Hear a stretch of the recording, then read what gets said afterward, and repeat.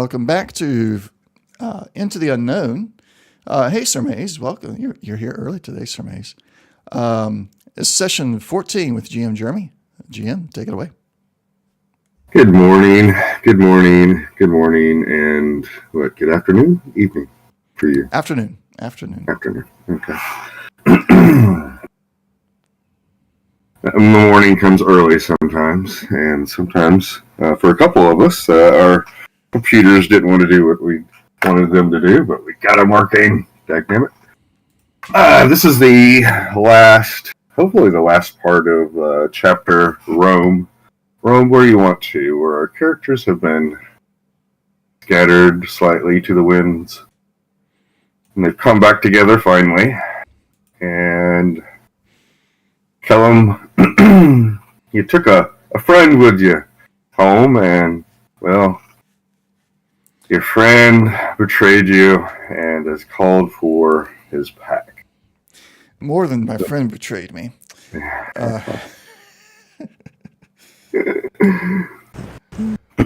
What? You thought you had a mount there? A companion, a mount? Something. You were going to go championing into the unknown, riding your winter wolf? Something like that. Well,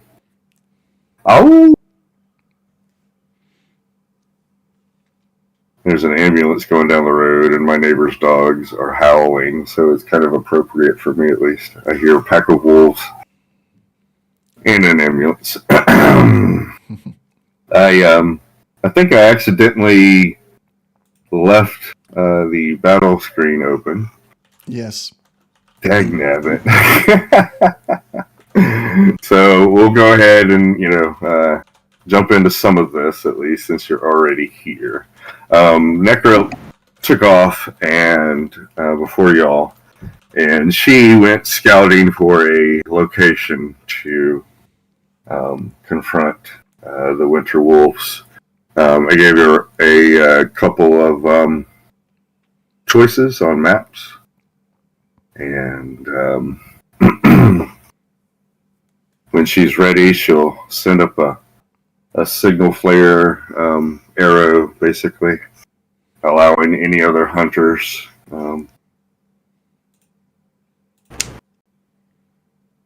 they would know her location and things like that. So,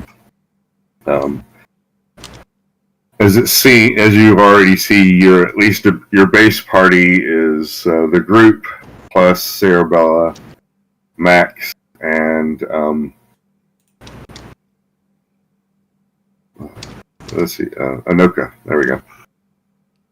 Anoka is one of the higher level hunters.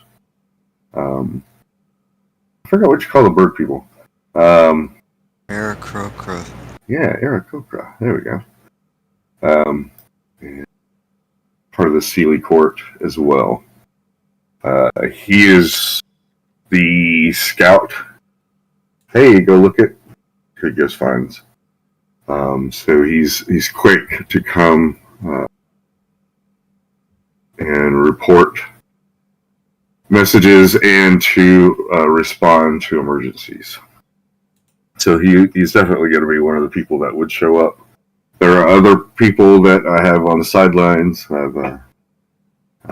Just depends on what happens with Banthor. As he approaches the village. Let's see. But before we do that, I want to touch up on a few things. Kellum, you said you were skinning the Winter Wolf, your once hopeful, faithful companion. Yeah, and as quick as a fashion as possible, just to wear it as a bloody cloak. Okay. While facing the others. And I would ask the GM, perhaps, if I can have this as while I'm wearing it, while it's still fresh and bloody and facing this pack, that I can use it. It would be something that gives you an advantage on intimidation checks. Okay. there's a couple things with that. It is the pelt of a winter wolf, the winter wolf is immune to cold damage.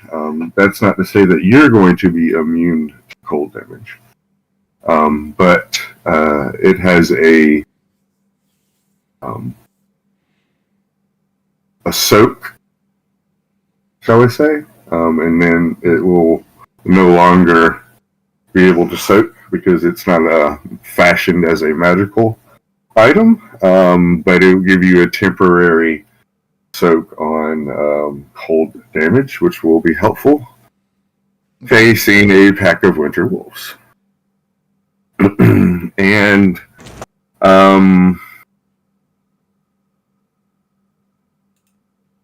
I'll allow you, let's see, I guess advantage, at least on the first intimidation, and then we'll go from there. Okay. So it will also inspire most likely a reaction, of course. So we'll have to see what that reaction shall be. Since we're on you, anything else that you want to talk about quickly before before RP wraps your character up and makes you chase towards the rendezvous site? Nothing character-wise. I do have mechanic question at this point, I guess. I would be leaving behind like everything except for my combat items right now. In D&D Beyond, how can I, because I'm carrying a lot of that snake meat. Is there a way I can just mark it as not carried anymore? So it doesn't count against my weight?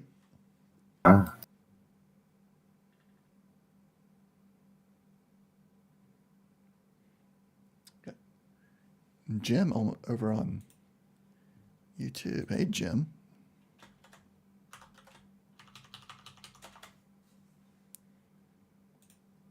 And if there's not, I'll just write down what I got and take it off of there.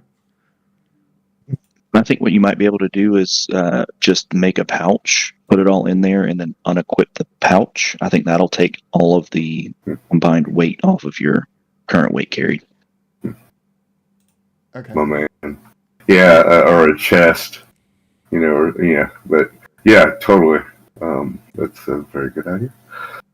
Mine was going to be a little bit probably quicker. Okay. Yeah, I'll do that. Thank you.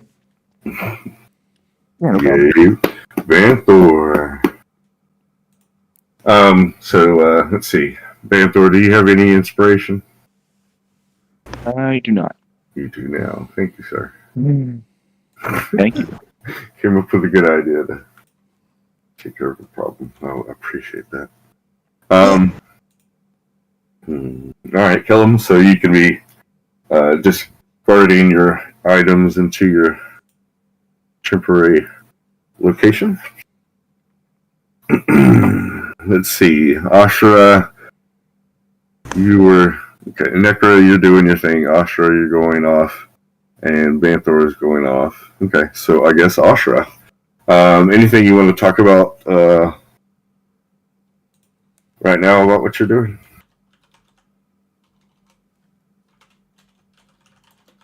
Good morning, Ashra. You're the second contestant on. Get out of bed! Not in bed. Lies. Sus. It's sus. I'm gonna roll insight. Go ahead. I'm rolling 11. I don't know. I think your deception is a little bit higher than that. It definitely is. Yes, I meant to message you beforehand, but every time I thought about it, that ADHD kicked in. And I kept... You went to go do something else. Yeah, no, she's running to her place to deposit those things I mentioned before, and yeah, she's pretty much going to do that and then get back. Okay. Or head forward, I should say. Okay. If you would, give me a short message if they're, just items or something like All right. that. Because we will be, I'll give you all a few moments to talk about what y'all want to do.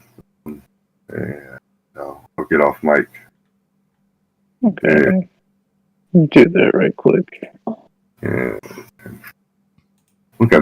So Ashra is going to, after Banthor takes off, let's see.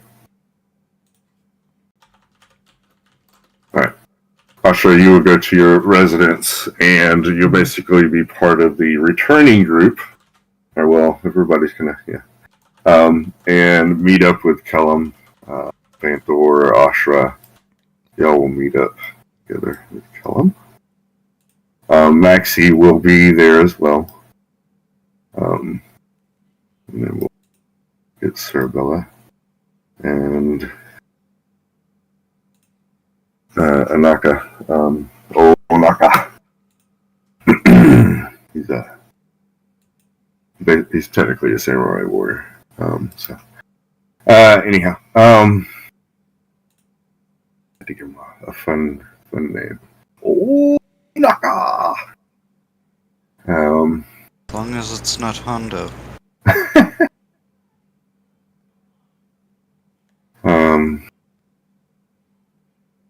Just to make sure, check your tokens. I think I was using older tokens. If you want to move them, just to make sure everybody's got control of those. It's a little easier for you to grab them and move them than for me to check everyone. So, just let me know. Banthor, if you change to a other type of creature, I'm just going to make your token bigger or flip it over, depending on what size. That way I don't have to... I need to start looking for a couple tokens that you're going to use. I haven't done that for your druid. My apologies. Worries? I don't want to reuse other ones that I have for other druids, so it might confuse me or other people. And want you to have your own thing. So. Yeah. I'm not sure if you can pull it from D&D Beyond, but there are a couple of pictures of the beast on my character sheet. Not sure if you can pull those. Yeah, I'm not certain. I have to look at that. All right.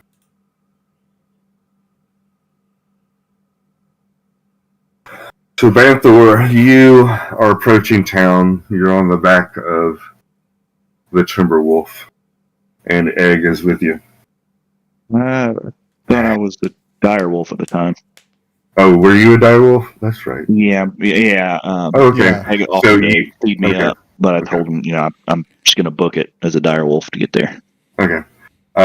So in that case, I think,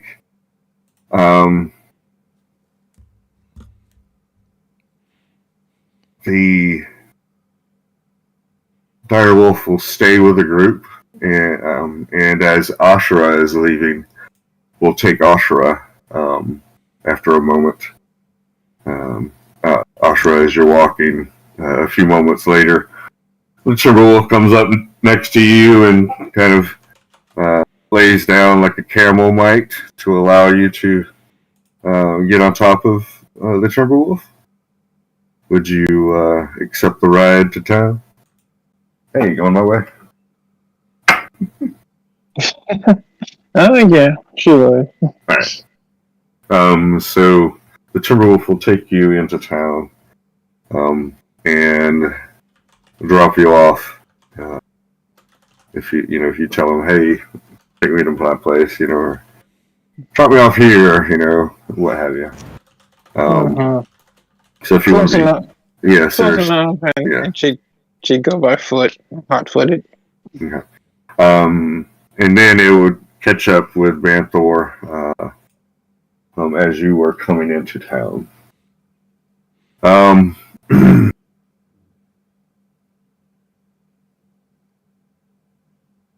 So Bantha, you how do you want to approach the timber wolf?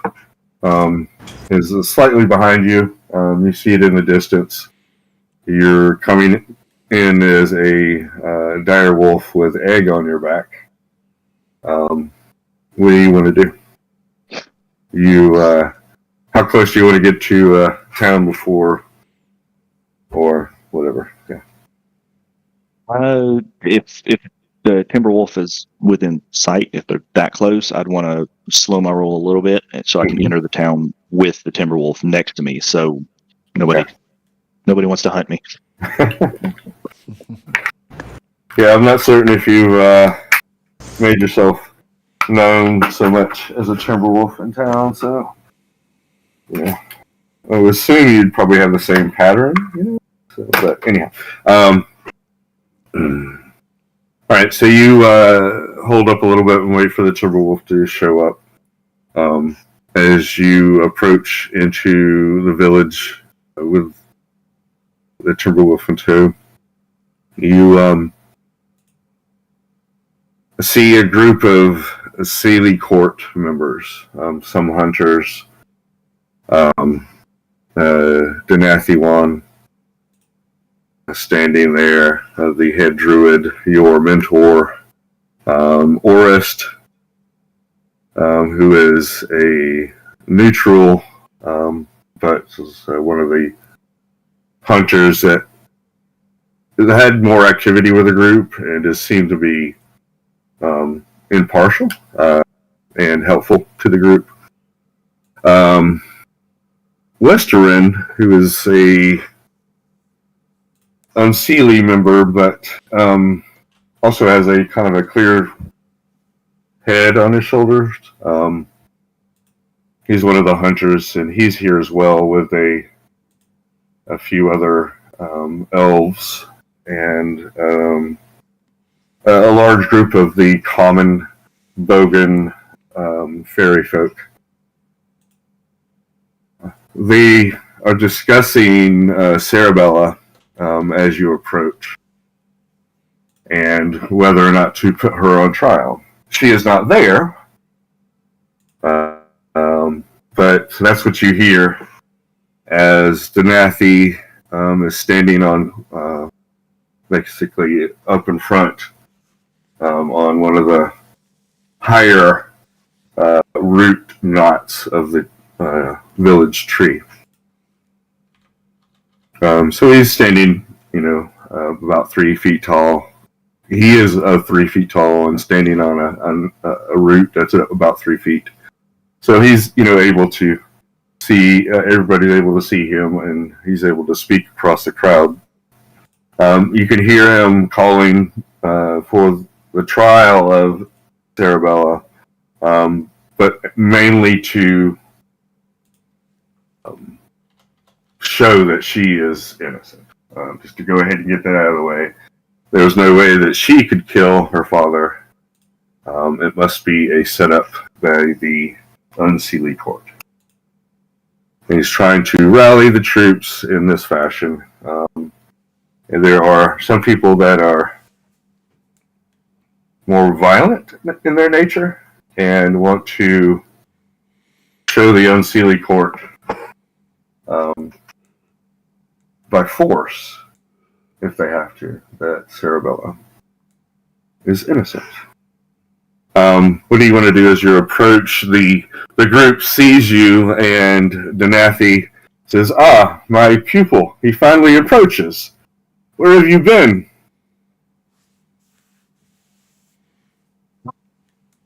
And you could tell that he is also speaking in Druid with his he's able to quote his conversation as well, and he says, "You can speak to me in bespeak." We're going to need to put this on hold. There are a pack of winter wolves coming. They know where the grove is, and we need to prepare to protect it.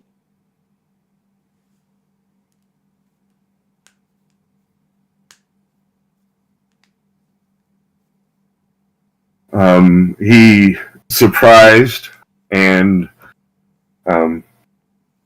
he says in B-speak, not allowing the rest of the community to hear his words directly. Who is with you? Are the rest of your party with you? Not currently, but I would imagine they would be on their way soon. They are going to try to intercept the Winter Wolves, but if that plan falls short, I have a way to call them here.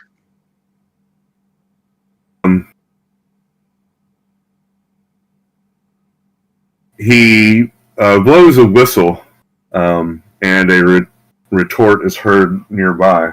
This is basically for him as an elder to be able to call Anuka. Excuse me. Anuka. Okay. To I'm going to do that a couple times, so my apologies. Call them to. Yay! Thank you, regard. And he, you can hear the retort and him coming as he starts to fly through the trees. The crowd knows that something is up and is serious. Some people start to ask what is going on. Denathi responds and says that is there a problem approaching the village, and we're deciding to meet it. Trying to figure out if we're going to decide to meet it outside of the village or meet it in the village. It might be a good idea to meet it outside the village so that no one knows our location. He looks at you, at Vanthor, and says, "Is this your reasoning?" My mouth is not working. Go ahead. Sorry, asking what I think. He's asking if you're trying to meet the Winter Wolves outside of the village because you're trying to not let them know our location. Precisely. I was hoping that if I give y'all enough warning, maybe we could set some traps around the perimeter in case they get too close, as well as have others come with us to help fight the wolves. No, GM, would my keen senses hearing them howl and all that stuff, would I have a rough estimate of how many there may be? Well, from what I understand, wolf tactics are to use different and multiple howls, so to cover their amounts. You could get a rough estimate. You could decide. Yeah, give me a nature.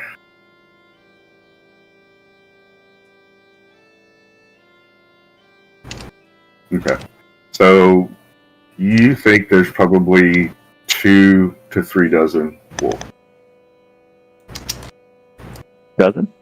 Yeah. Cool. I'd relay that information.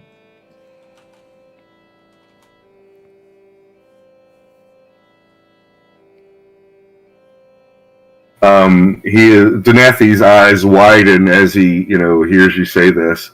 And the people kind of see his shock, and some of the more squirrely or small fey creatures scatter and find little cubby holes and such before anything is even said. And a crowd is already starting to form more from just the other individuals that weren't directly involved with the conversation, but might have been listening from afar. Seeing that something is different happening. More people are showing up from both courts and the Seelie and the Unseelie, and there are a lot of neutral individuals as well. That is a staggering amount. We must definitely meet them outside of the village. And people go, how many? What is going on? If Vanthor is correct, there are possibly up to 3 dozen winter wolves headed this way. We must meet them outside the village. And at this time, Okinawa, Anoka. Shoot, I'm trying to give him more syllables in his name than he deserves. Anoka shows up and bows curtly and says, "What is needed? What is going on?" And he kind of looks at the dire wolf with a narrow gaze as he's trying to size you up, Banthor. Denathi says, "You must go immediately and find the Winter Wolf Pack." And we were finding a location to meet them outside of the village. The hunters will be on their way. Go now, Anuka. You must hurry and bring us news. And he leaves immediately. And he comes back. And he goes, "Which way?" Sorry. I point my snout in the direction of the wolves. And then he takes off.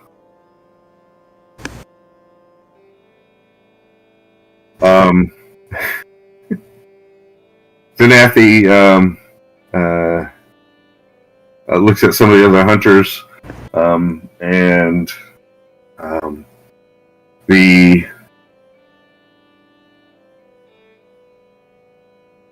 Gormon, who is the elder hunter, who's the crossbow master, was nearby.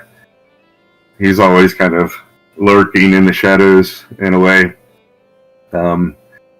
And he walks over and says he will start the preparations for the defense of the village, and he will stay here.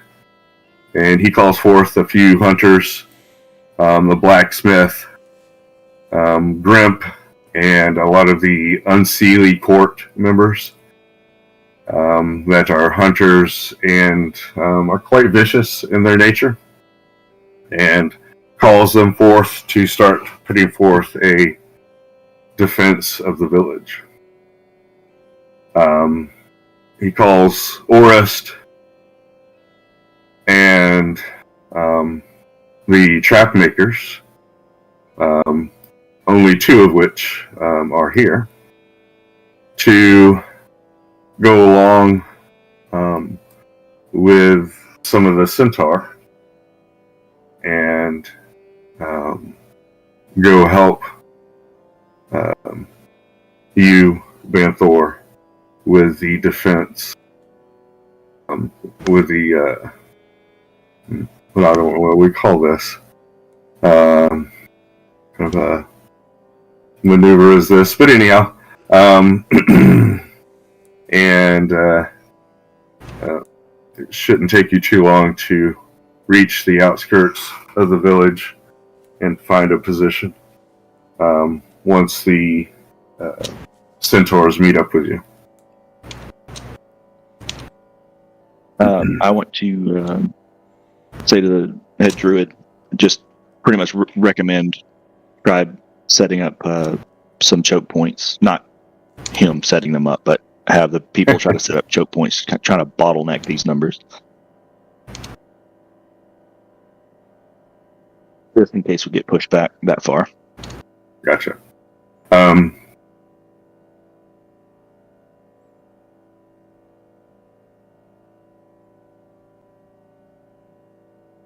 It has quite a distance. It can be heard probably... Miles? Yeah, definitely. Okay. You know, I would say at least 3 to 5 miles, you know, something Okay. like that. You know, so, it definitely has a loud retort. It can be lighter if you wanted it to, but it definitely has a loud retort. Okay. So it is in a way saying help or come this way, but it tells everybody in an area help come this way, which is, you know, somewhat useful. Yes. Okay. Second,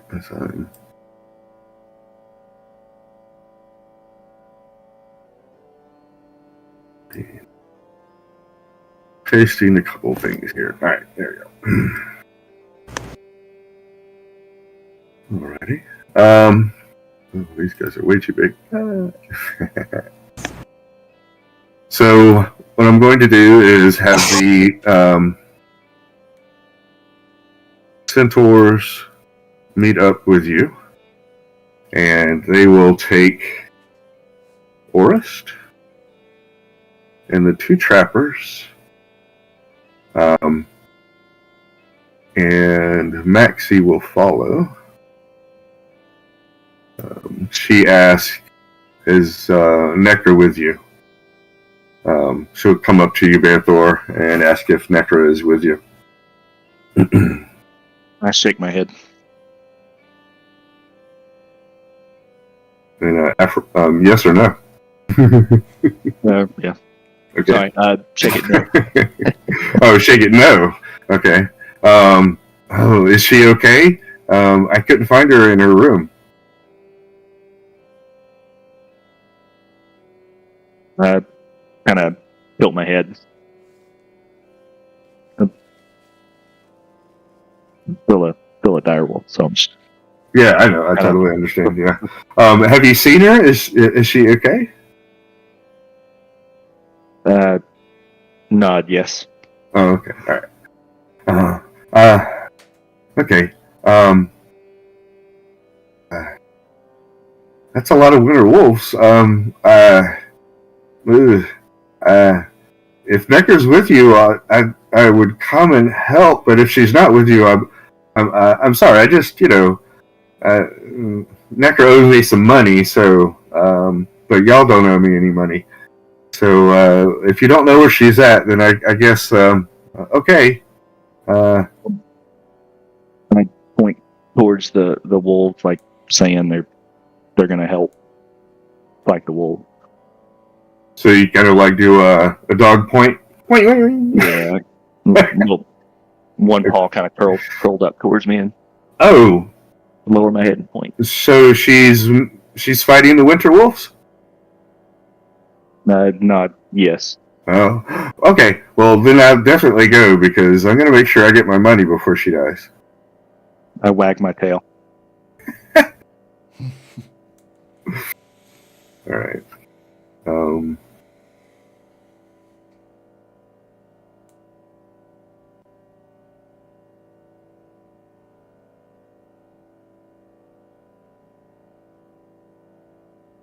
Setting up the other group real quick. All right.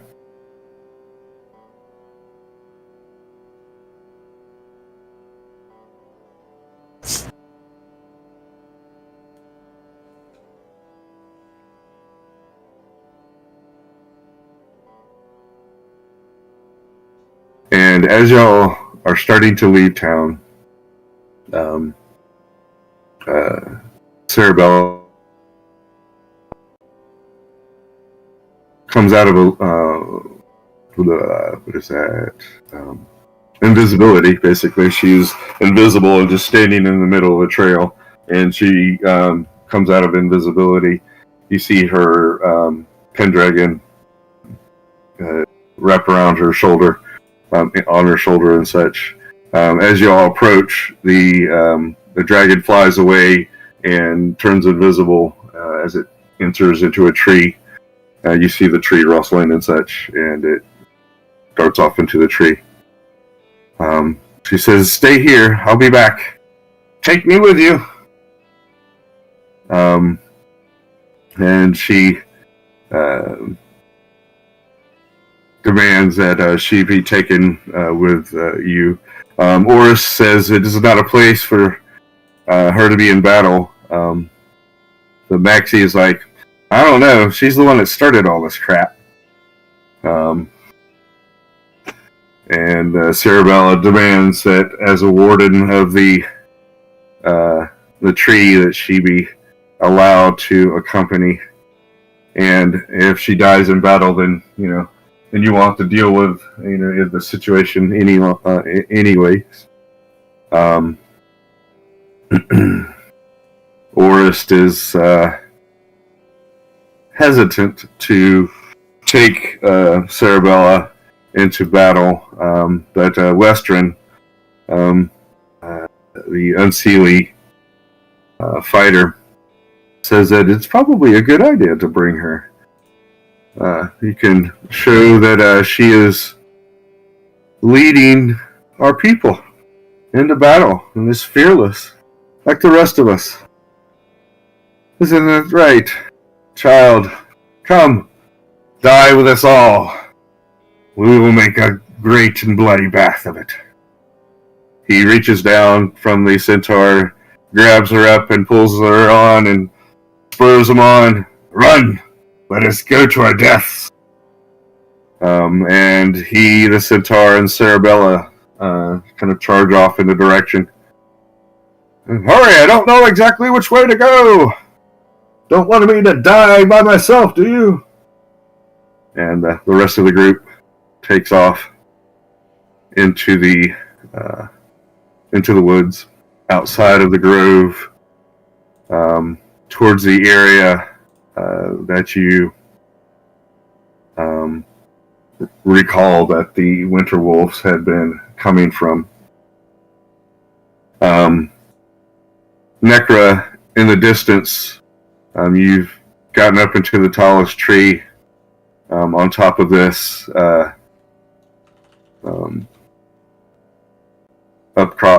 outcropping here, and are taking a look around. And in the distance, you can see the winter wolves, a little glimpse here and there, and they look like they might be passing this area up. But this is, you knew that they would at least be coming close to here because of the terrain. Do you want to send out a report? Arrow, you have 3 of them. You want to let the winter wolves pass a little bit and then maybe see if they come back towards you? Or do you want to go ahead and see if they will come quickly? Your reinforcements have yet to arrive. If you have them come quickly, they would probably arrive, in like 10 minutes. But you can maybe let them pass by and then see if they come back. Or you can make a median, let them go a little bit and then see if they come back a little bit farther down. So, I'm do you want? Go ahead.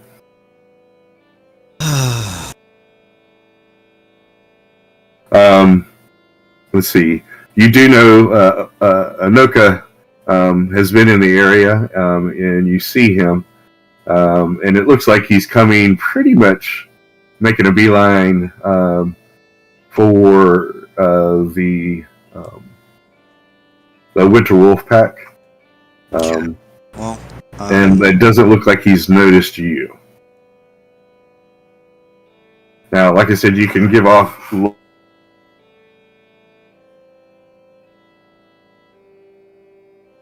well, yeah, and Maybe he would not have a chance of hearing you if you just called out directly to him because he's up in the air. You know what I'm saying? So you can cup your hands and try to yell out to him, and he might hear. actually, I was gonna fire off the arrow, up and close. And that might get his attention. Close-ish? All right. Close-ish, minimum of 20 feet away. To hit. Yeah, I mean, anything within around him he's going to hear. So,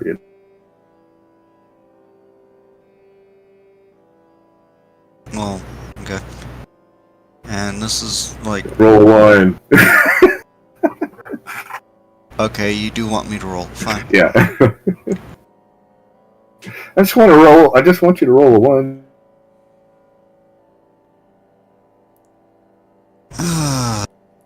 If that had been one higher, would You do it in such a manner that.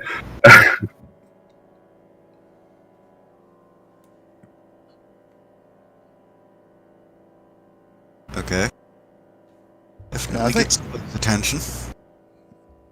Are we missing someone? You shoot the arrow to him. Huh? I'm sorry? Oh. Maybe it's just me. It sounds like you're cutting out in the middle of your sentence sometimes. Oh.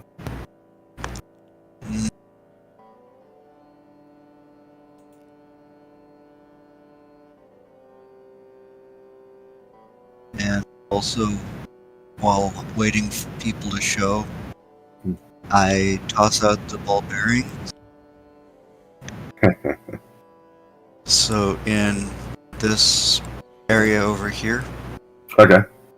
the little green dots I put out are the corners. I see it. And when people start showing up that actually want to show up, we'll want to let them know. Tell them to keep right of the tree. Okay. So who was going in and out? Was it me going in and out? Yes. Okay, yeah. I was having it looked like an internet lag there Okay. for a moment.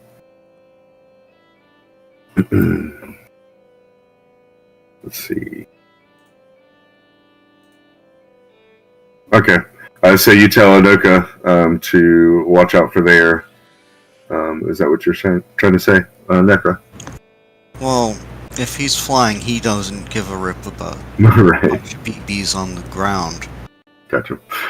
He with that shot, he sees exactly where you are, and cuts over and makes a dart down to you. He lands in the tree, not in your tree, but a tree nearby, and scans the area and reports, I see a dozen or more winter wolves that way. Uh-huh.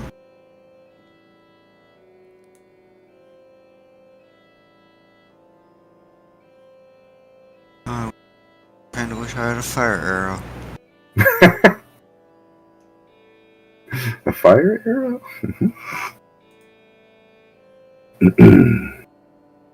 This site looks good. Do you want me to lure them? Yes, please. Ah, Of course, it might not be a bad idea for you to let others who can't track quite as well as you can to know where we're at. I will find others. Be back. And you shoots off into the air. To go look for the other group that is coming towards the ambush. There we go. Banthor, how often can you take beast form? I believe it's twice per short rest. Okay. And you've used it once? Yes. Okay. So by the time you show up here, because it lasts an hour, correct? Right. Okay. So by the time you show up here, you're going to have to either use it again, or basically you'll come out of that by the time you get here. Actually, probably it'll be a little bit before that, because it's going to take you a little bit to get into the village, talk, gather people, and leave the village. And we're a little bit outside of the village, so, but not much, stuff. Not that it would be an issue.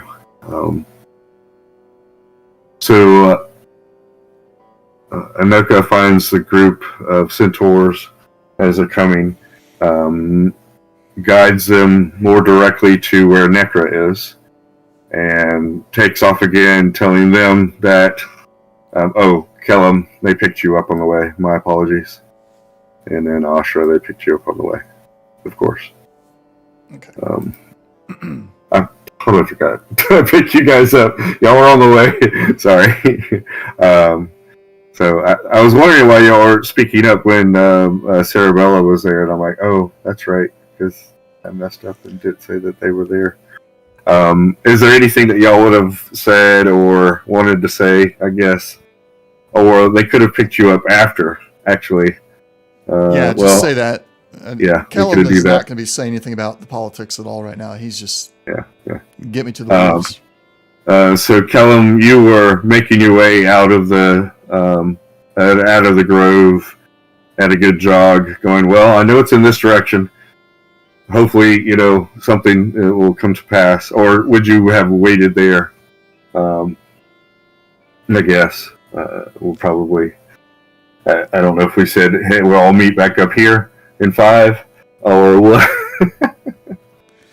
All I remember is that Kellum knew where he was going to be heading after he got done with the skinning. Okay, so we could just say we all meet up here at 5, in 5 or whatever. So basically, everybody would congregate back to this location.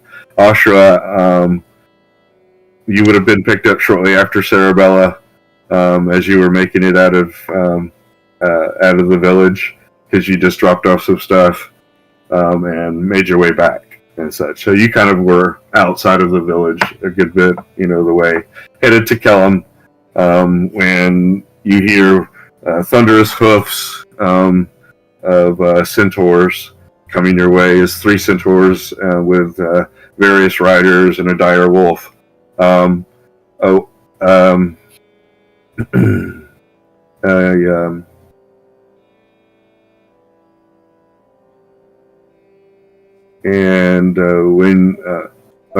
When they get up to you Ashra, Banthor, you notice that Egg isn't with you. It kind of like, just at what point did Egg slip off or go away? You can't remember if it was when you were in the village, on your way back, but Egg is gone when you pick up Ashra.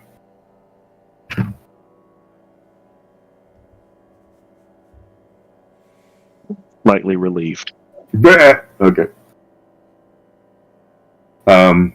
So Ashra, the centaurs come up to you. Sarabella's there, and of course Max, Orest, Western, an elf you haven't really had much knowledge of or communication with. Elven lady seems to be an archer of some sort, and 2 of the 3 trapping brothers that are part of the hunting group. They have all showed up on the backs of the centaurs and such, or flying along, so depending on who they are. Sarah's like, she reaches down her arm and has a wild look in her eyes and says, "Hurry up!" and looks like she wants to, do the old Western, grab you and throw you back on the back of the saddle. What do you do, Ashra? Wait, who's trying to grab me? Which one? Sarabella. Oh, Sarabella. Yeah, she takes the hand. Okay. And hops on. All right. Give me an athletics. You son of a gun. We're just having a little fun before the fun starts. Condor calls for aid. Let's see. No, you're not there yet. They're going to pick up Ashra, and then they're going to come and pick you up, Kellum. That's a 4. Okay, that's a 4. So you totally miss Sarabella's arm, and she laughs hysterically, and so does Western. And the centaur was like, "Oh, what do you think? I can put all your people in the... you're crazy!" And the next centaur stops, and Orest leans down and scoops you up, and with his left hand, and puts you on the back of the centaur, and says, "There you are, my lady. She's battle hungry. We need to watch out for her. Onward. All right. Thank you, kind sir. Some people don't know how to read the room.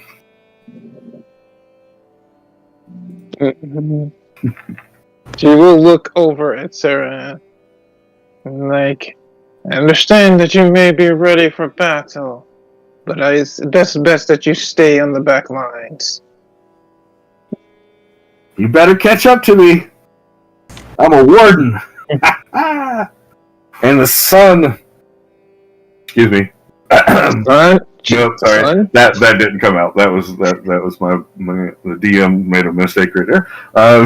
And the daughter of 2 village elders. You're also the future of this grove. Don't forget that. They shortly start to meet up with you, Kellum. You hear thundering hoofs as another centaur reaches the group, and they stop as they see you. The centaur question goes, she's like, "No, he can't. No, no. Ladies, you can ride with me, and y'all can figure him out." But no, and Yeah, Kellen's just running on. yeah, as you kind of run on and such, one of they do magical chairs, or what is that? At a stoplight where everybody jumps out of the car. But, Chinese fire drill. Chinese fire drill, yeah. Ooh, okay, that's why I forgot. Damn. All right, and they do that, and people trade places, and old wizened centaur runs up next to you and says, "You're not going to be able to get to the battle on your feet. Hop on." I'm intercepting the pack. What do you think we're doing? You're not intercepting them soon enough. And I'm going to go off further into where the pack is coming through and try and intercept them before they get to where the ambush is set up at. All right. You know that there's up to 3 dozen winter wolf. You won't survive yourself.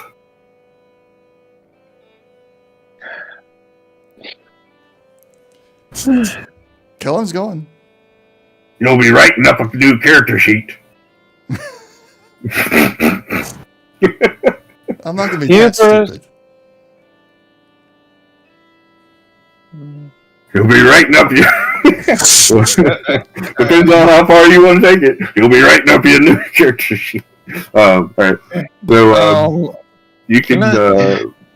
yeah, go for it. Okay, Antron saying this is going to shoot a firebolt at Kellum's feet. You freaking idiot! Your hubris once again! I'm fixing my mistake is all. I thought that's what you wanted. And Kellen's going to be quiet and he's just going to go.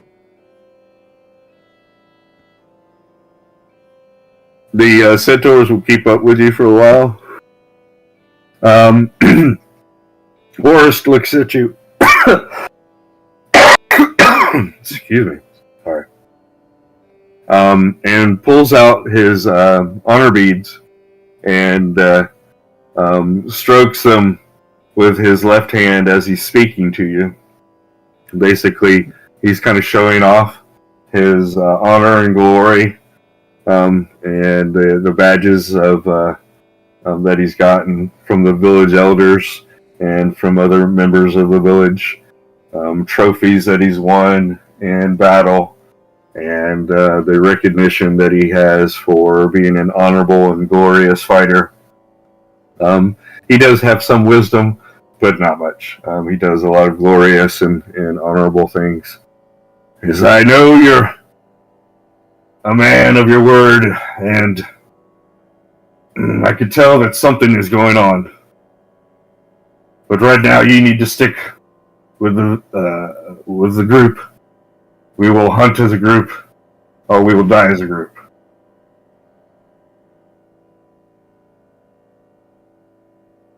Get on the Centaur, and we will meet this together. There's no need to go off and die, no matter what your grievances or sins may be. If you wish to die, die in battle with the rest of us. I don't wish to die. I have no plan to die. Yeah, well, it's not that we don't trust you, but, well, we don't trust you. Exactly. What's your plan? What's your plan? I've got a few surprises waiting for them. And I plan to take out their leader first. I've already seen him. I know who he is.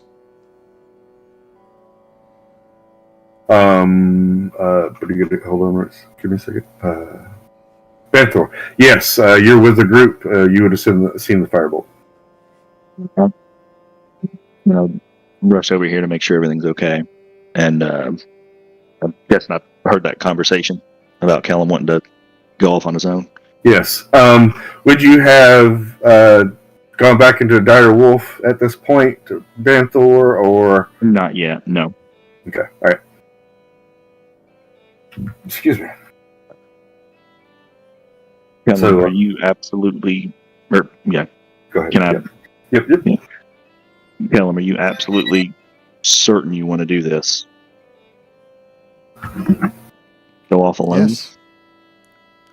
I don't have to go alone. I'm just going to face them where they're at. Everybody can follow me if they wish. I'm not telling anybody to stay behind.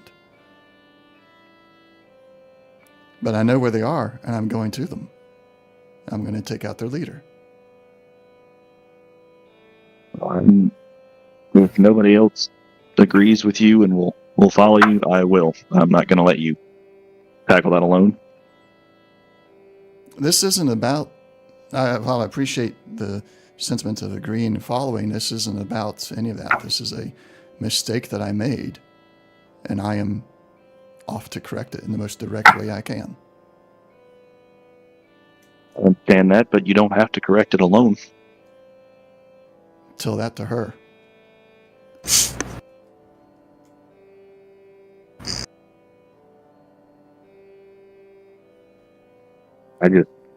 I just don't want you to.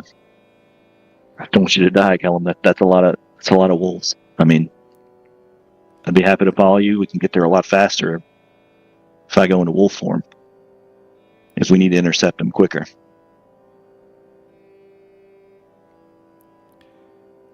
That's entirely up to you if you want to come. It's up to all of you if you want to follow or not. But I am going. I have a plan. I have a particular potion on hand that's going to give me quite the advantage over them. Well, And as I said, I'm going to go after that the leader.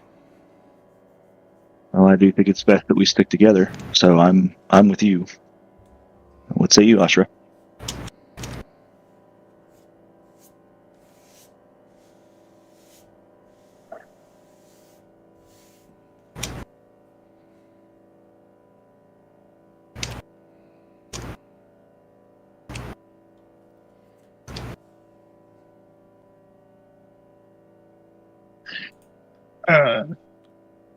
Yeah, no, I'm a long pause because she is thinking very hard. I won't follow this fool to his death, but I will not abandon you, Banthor. I'm with you. Good. Yeah, I'd much rather but we all follow Callum to victory instead of death. That sounds a lot better to me. And I kind of pipe up a little bit, or okay. I pipe up a little bit and say, "Neck, are you in?" I'm not there. Yeah, you're not with us. You are all miles away from me while I'm shooting these things. Oh, I saw you on the map. I thought you were just hanging back. So No, you guys are still like over at the a mile grove. away from me while I'm fighting this fight. Guess I just look around like, where the heck did Necker go? Yeah, so Nekra and Anuka are off in a particular location. They have, and basically Oris says, we're going to meet up with Anuka. He's going to show us where the pack is, and hopefully might see a location for us to meet them or surprise them. He is a great scout and sets us up for battle quite a few times. When we get closer, he'll find us and he'll lead us to the place where we can either ambush the wolves or set up a defensive position and fight off the wolves. Either one of those are his true orders that he always, carries out.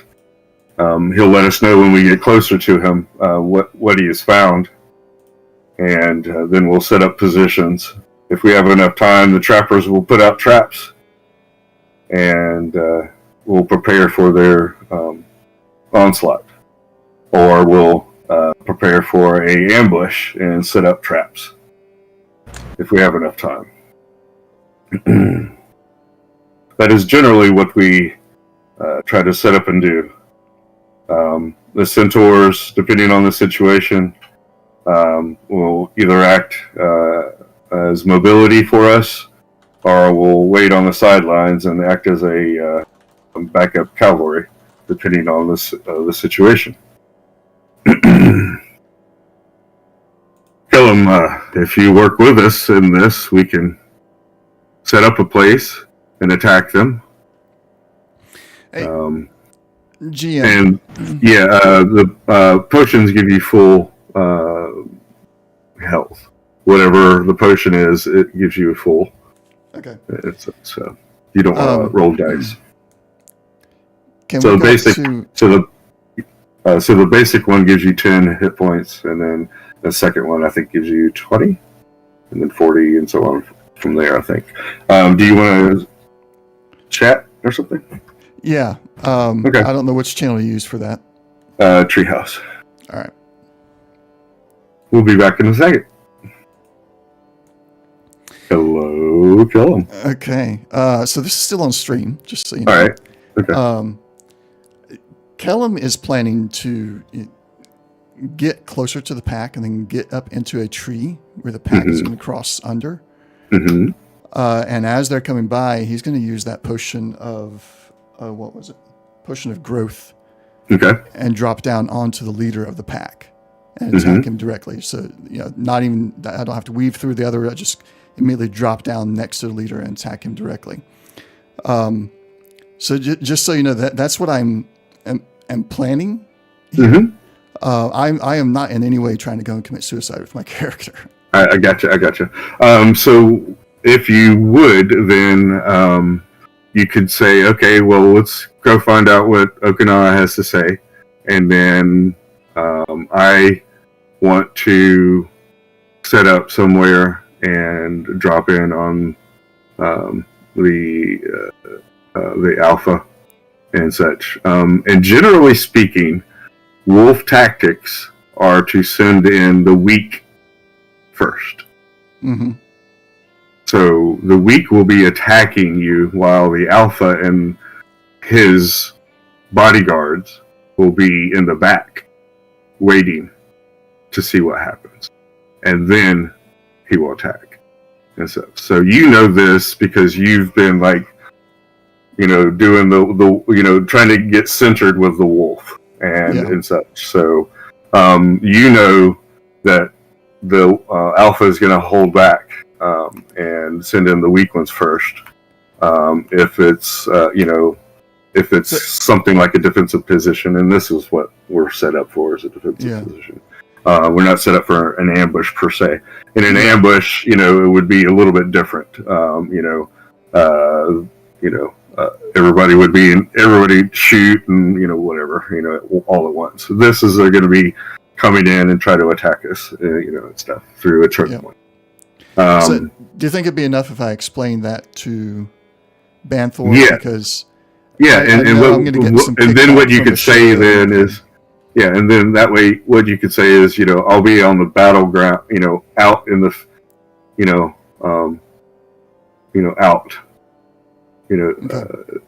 out there somewhere. Like you could place your character somewhere out there and say, okay, I'm going to be here, and when, because they'll be coming most likely from the north of the map. And such. So you could say, I want to be on the north or east, or you could say, I am off from the choke point, and we'll come in that way. Whatever y'all want to. I'm going to give y'all a few minutes to talk it out and such.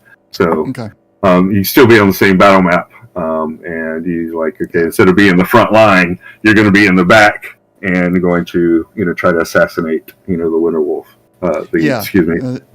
The alpha, and that's what I was trying to get at. I don't think. And I didn't hear that myself. I just heard I'm going to go, and stuff. So I'm not trying to commit suicide. I'm not trying to be on another map or anything like that. I'm just gotcha. All right. There's nip the issue in the bud. Okay. So we'll go back, and that way, and we'll have Anuka shortly meet up with you afterwards and say we're going to say he's going to meet up with you and say that they're going to be doing a defensive position, and then you're like, okay, that's perfect, all the stuff we talked about. All right, we'll go back. Okie dokie. So shortly, in your conversation, wait a second. Haven't made it down the grove. Okay. So let's just say you're right on the edge of the grove when they finally meet up with you, Kellum.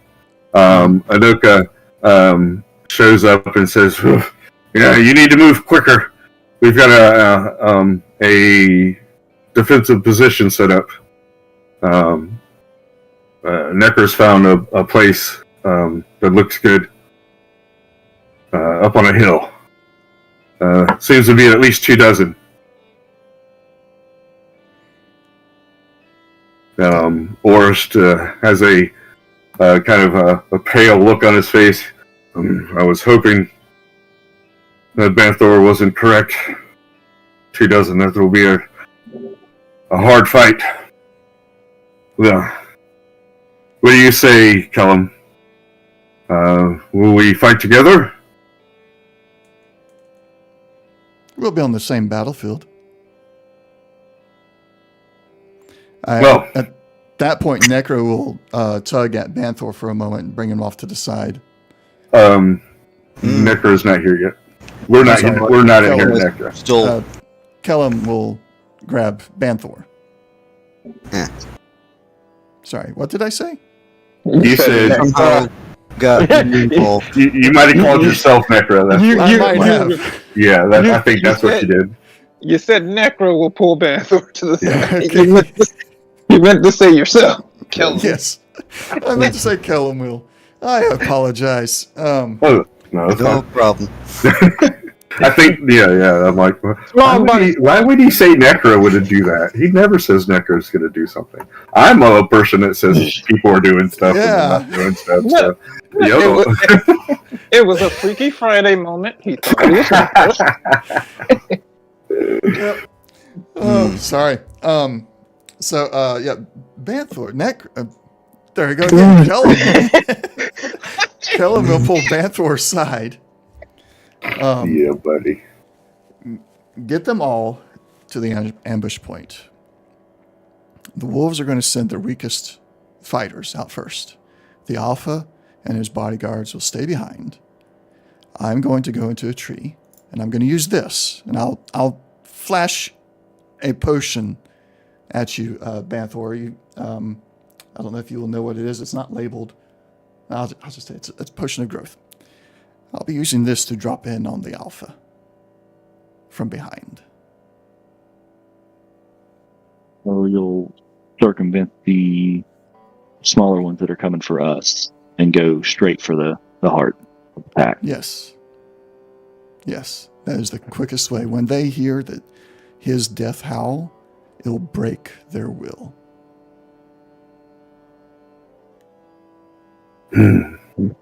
This might work. And if you run into trouble, we can send in the centaurs as a hammer to your anvil. So, do you have a way to let us know that you need backup? I'll kind of adjust my backpack a little bit, and the pipe that will go on for the bagpipes will appear very close to the point where I could actually just turn around and blow on it. Are you telling me sounds that thing like- can get louder? Do you wish to hear it? To be honest, yes, it's been a while, but that's not the point. As long as you're sure we can hear that, fine. We'll go to the choke point and fight off the smaller ones. If we finish up, we'll be heading your way. Very well. He's pretty much going to, I think, stay on the same battle map as y'all. So Yeah. he's going to be within, he's going to stay on the same battle map. So he's just going to find a point on the battle map to do said maneuver. Okay.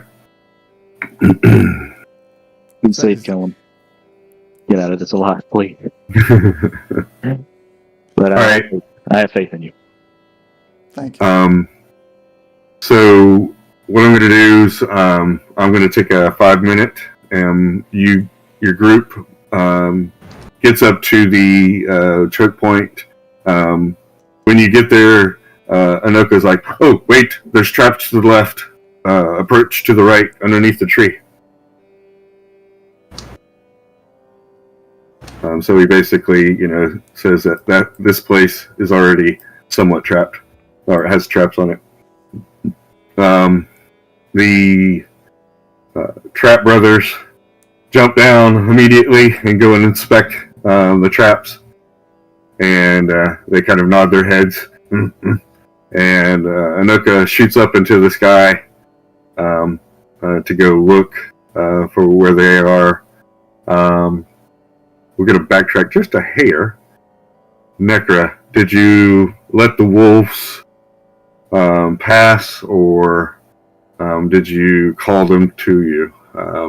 You've got 10 minutes, 20 minutes, or you can let it go out to 30 minutes if you want, but they may not, you may not be able to convince them to come over here. Alright. You might have to lure them over. You suspect, if it's that far off. So I let the Vanguard pass, and the first ones after that, I happened to launch my first ensnaring strike.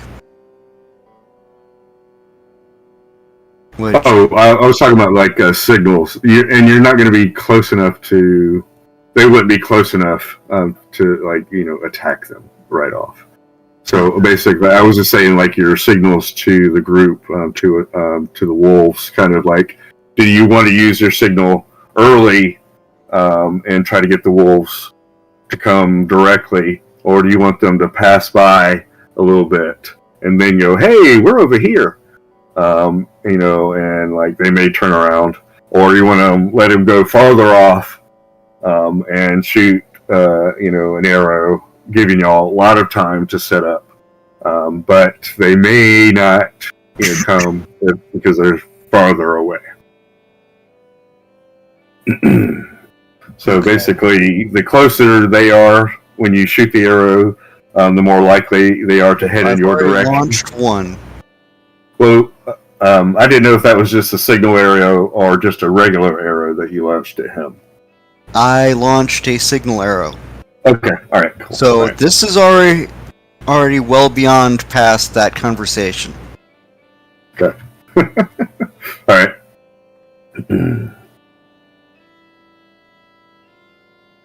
Okay. So when you approach, you can already tell. You can tell them that you've already shot a signal arrow a while ago, and they should be approaching quickly. You're kind of surprised that they're not already here. Actually,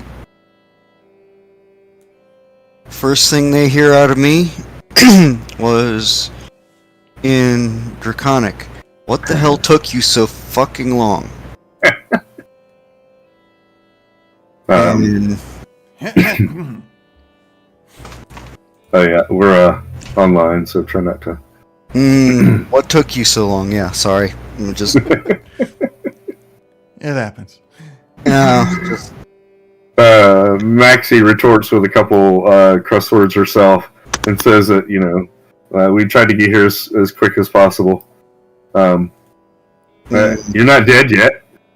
no, but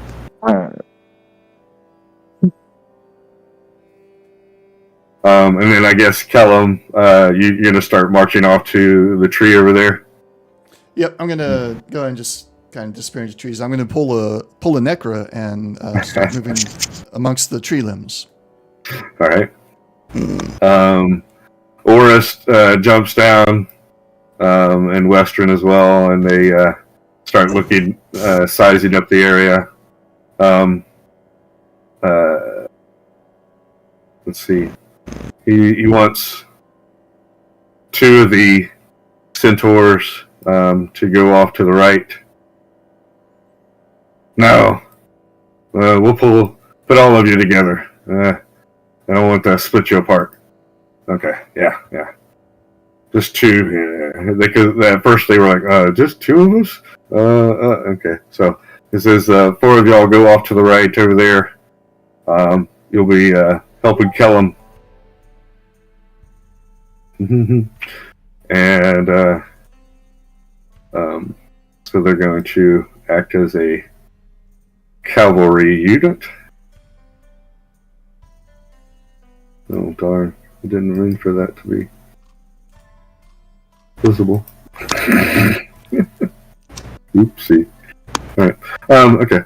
So they're going to go off map and act as a cavalry unit. They'll come in either to help Kellum if he's in trouble, or to help the group if they're in trouble. Whoever gives a report first will be whoever they go for. So anybody could call for the cavalry, basically, and they will arrive. The trap makers are trying to make, they kind of look at Orest. Let do. Give us a moment, and we'll come up with a plan. How far are they? Nekra, are you there, or are you up in the tree? I'm right up at the edge of the thing as best I can. Gotcha.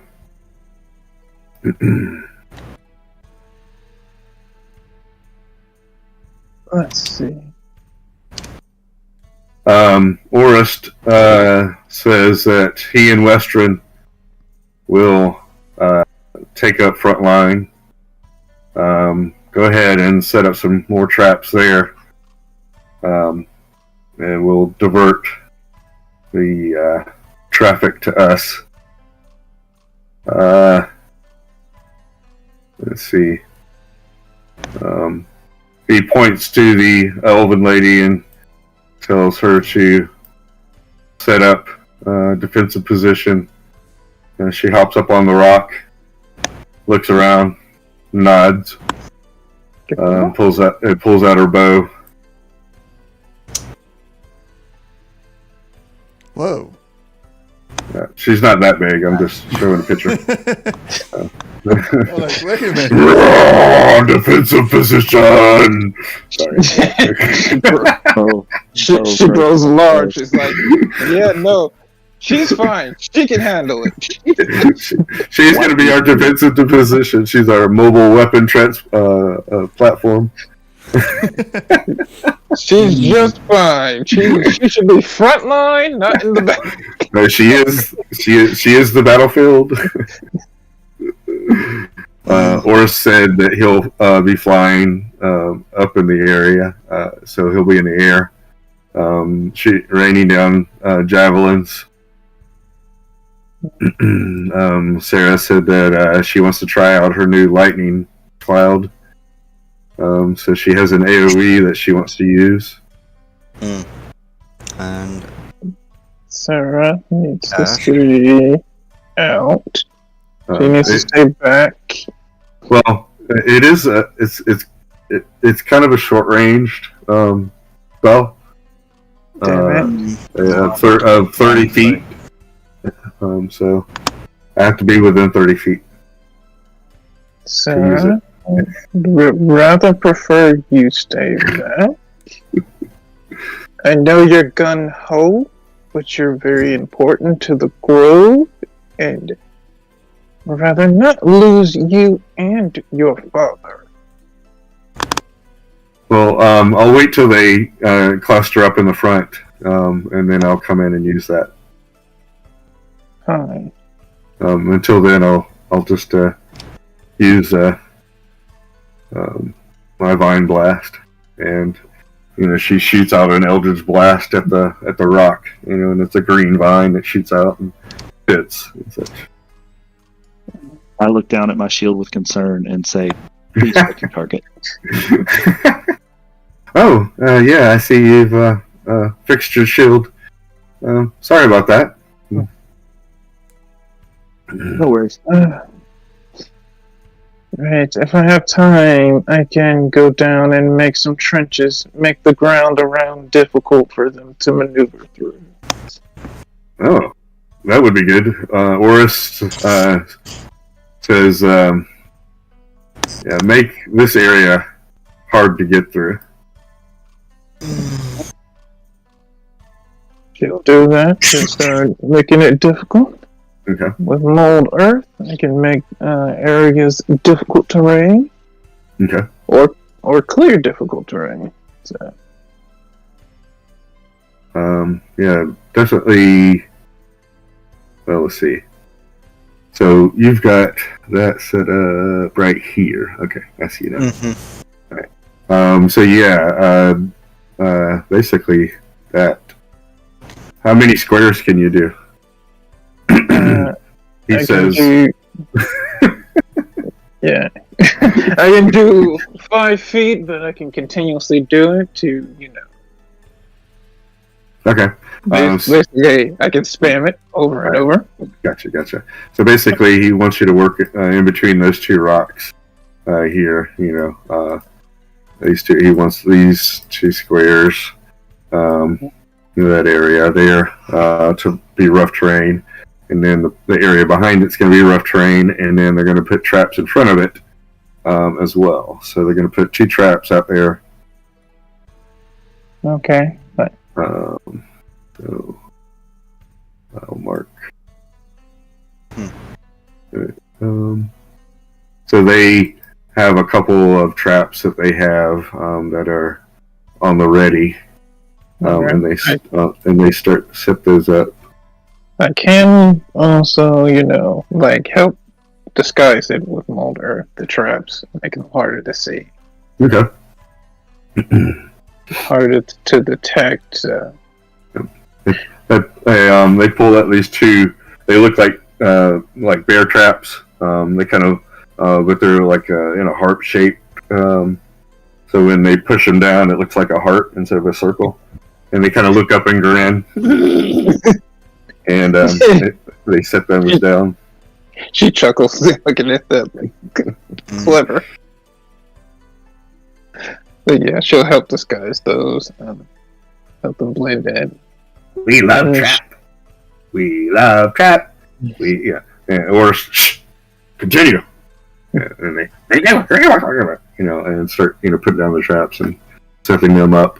You hear howls in the distance, but not too far off.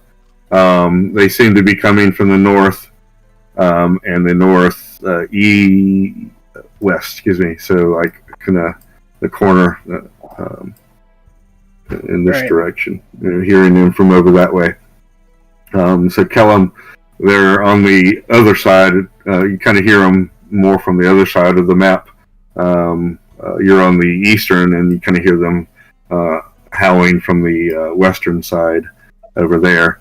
Can I move to here? You can, yeah. Okay. So Nectar, you see Kellum repositioning himself. He's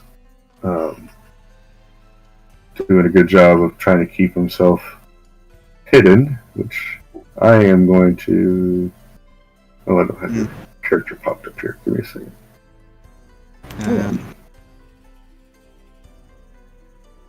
Oh no, I do hear your character. There it is. Kellum, I'm going to maybe, hopefully. Before you call for a skill check, let me get a few dice rolls out of the way. Okay. We'll see. What I was going to do is I was going to maybe do it for you. I don't know if I can do it for you so you can't see. No, I guess that one. You can see it. All right. Sleight of hand, survival, stealth. Gotcha. All right. You got a couple rolls out of the way there. Yeah, just warming up the dice. Gotcha. Warming up the dice. I'll give you an advantage because you're setting up. Okay. It's not like you're in the middle of combat. Stealth roll. So you got a moment to okay, and look here and look there. And you roll a 9 and a 15. Okay. 15. All right. So we'll go with the 15. All right. 15's pretty good. Yeah. Much better than a 9. They probably would have spotted you with that. Yeah. But you're up in a tree, so it will make it a little bit more difficult. And such. Do I still at least go to the DM? These are not going to. All right, you saw that, right? The roll I just rolled. Yeah. Okay. Cool. All right. Cool. I'm just rolling to. Can't remember if he's going to the DM or not.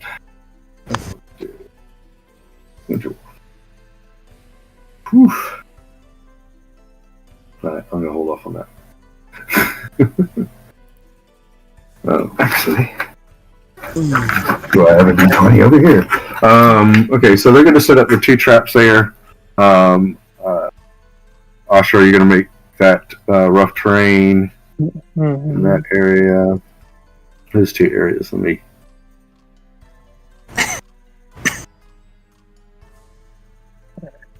Like I said, if I can need to build in any trenches, I can do that.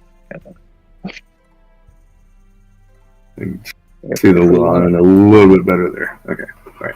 Oh, actually, I was supposed to do it there. Sorry. Come again?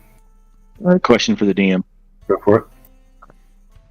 Could we combine Ashura's mold earth and my leather armor and warhammer to make a dummy? And sure. Stick it in the middle of those traps. Oh, okay. I got you as a guard or something there. And, a decoy. Try to get him to go up that path. Sure. Okay. All right. So what did you want to do again? Use the. I asked Ashura if she could use mold earth to make a humanoid dummy right in that area with all the traps. Yeah, sure. I can mold around to make a figure. You can even color it and all that. So what's the volume that you can in one turn? Again, 5 foot, 5 foot all around. Got it. Okay. All right. So after the trap makers set up their traps and start to cover them, and you're digging up a big enough area there to make rough terrain. Let's see. You.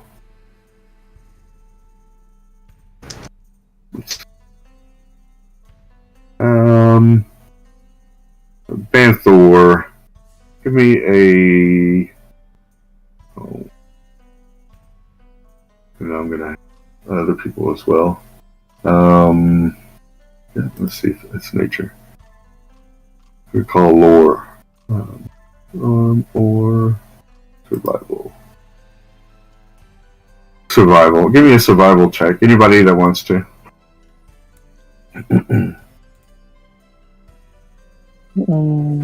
10.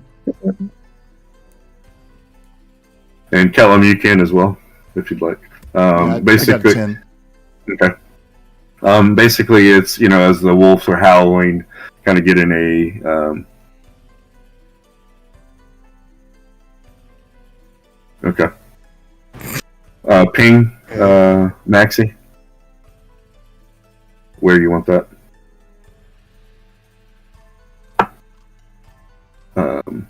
Nectar, ping, where you want Nectar to put. Okay, got it. They're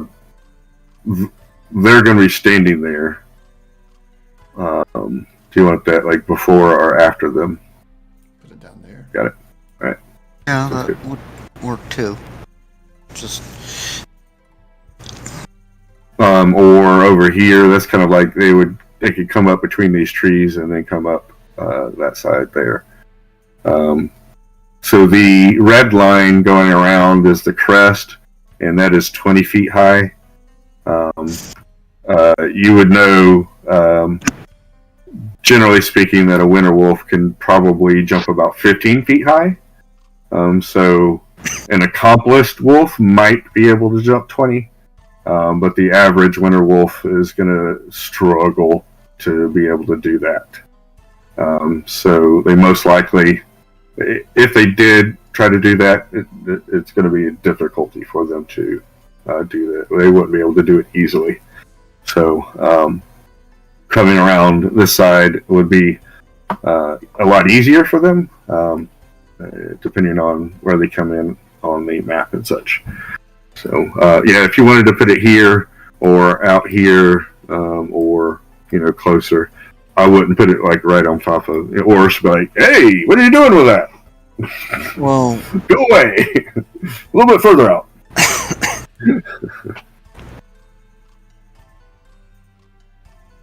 considering all it's doing is basically making it rough terrain. Right? Yeah. So he's just like, I don't want to stand it. You could put it, it's like, he just waves it a little bit further out with that. All right, so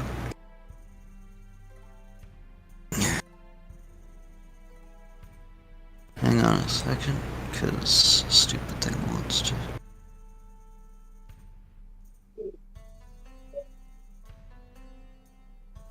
Let's see. Did anybody roll? Let's see.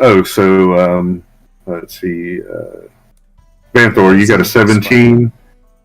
Could I have added guidance to that? No, it's just kind of like, you hear the wolves and your basic information.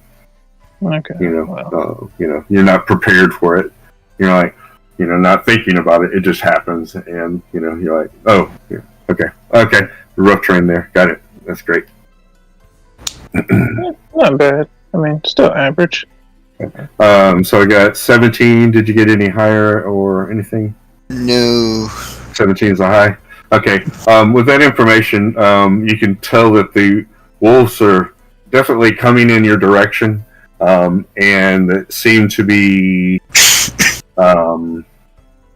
like hyper and agitated with their communication back and forth. They're trying to figure out. It seems that they're, from what knowledge of wolves and things like that, that it seems they're trying to get a bead on what's going on and such. They're communicating back and forth. They're using howls and other barks and yaps, so it seems that they are communicating with themselves, but not in common. And not just in howls either, like a wolf would. Wolves were like, "Hey, I'm over here." These guys are like, you could tell that there's more in their communication than just, "Hey, I'm over here." And such. They could,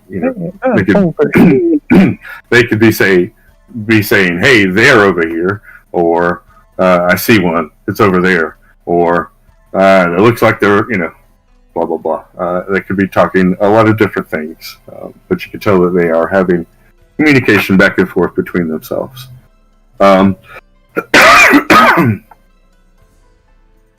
Second. All right.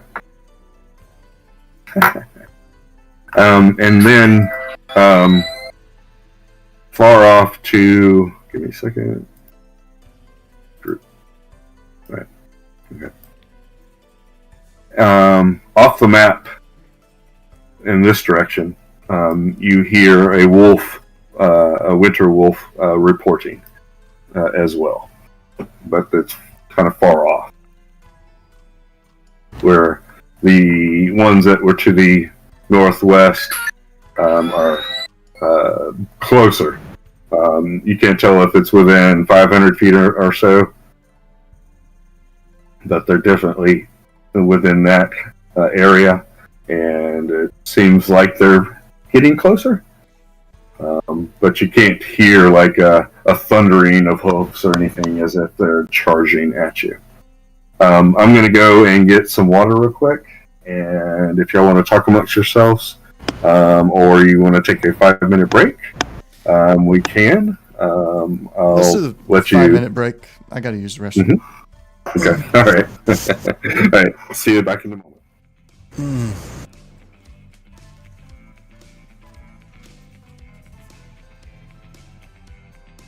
Yeah, that's just so fast.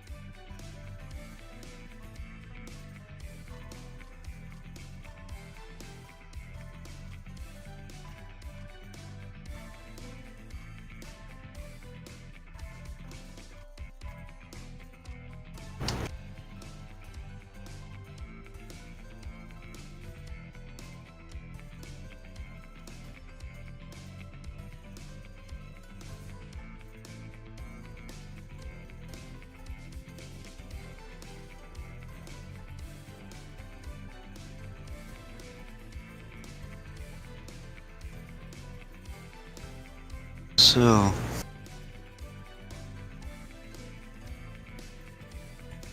interesting.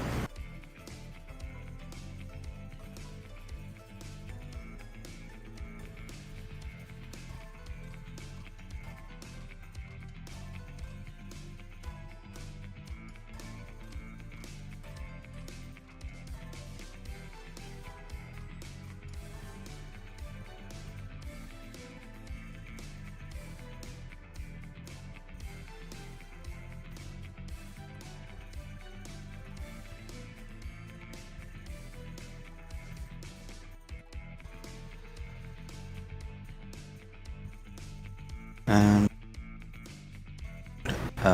was that? Did you want to be over here, or did you have another location you wanted to be in? Or am I talking to dead air? I'm back. Hello. Hey, I heard dead air, and that's all I heard. So I was like, "What?" Just as I was yeah. putting my earphone. confirm Like- about where Ashra was wanted to be, Oh, okay. and I didn't get a response. So I was like, "Well, did I get dead air?"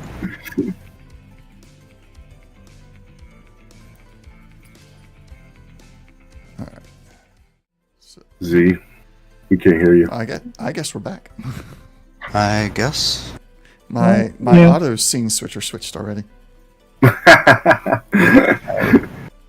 Was that so? You put it on auto 5 minutes? No, I do. So I got 3 windows that it'll switch between. My character sheet, roll 20, and then just a picture of the map. And so if I click on one of those, it automatically changes the scene to where whichever one I clicked on is the main focus. And I didn't turn that off. And I clicked on one of them, and it automatically brought us out of the be right back scene. So, yeah. That's okay. They were actually on an ad break as well. That's good. Can you force those ad breaks? Yeah, I can at certain points. Gotcha. And then I can also snooze them for 5 minutes 3 times per stream. Okay. Just So like, it's oh no, not right now. Yeah. It depends on the game that I'm playing. Like for the RPGs, I typically don't because I'm not focused on chat or the ads at that point. But like if I'm playing X4 or Starfield or something like that, I'm like, oh, we're in a really good point. Let's snooze the ad for 5 minutes, or getting ready to start something. Let's push an ad right now because it'll end up being in the middle of the event. So I try to get it out of the way.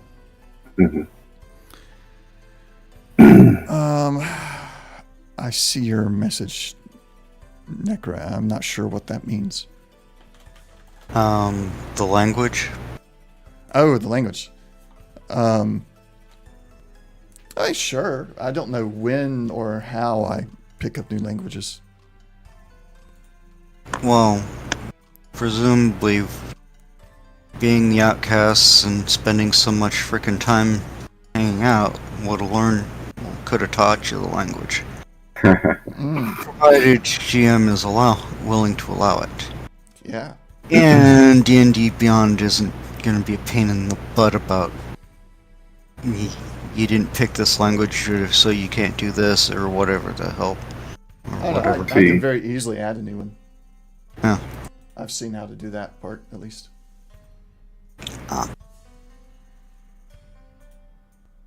Oh, no, that's not what I wanted. It says remove.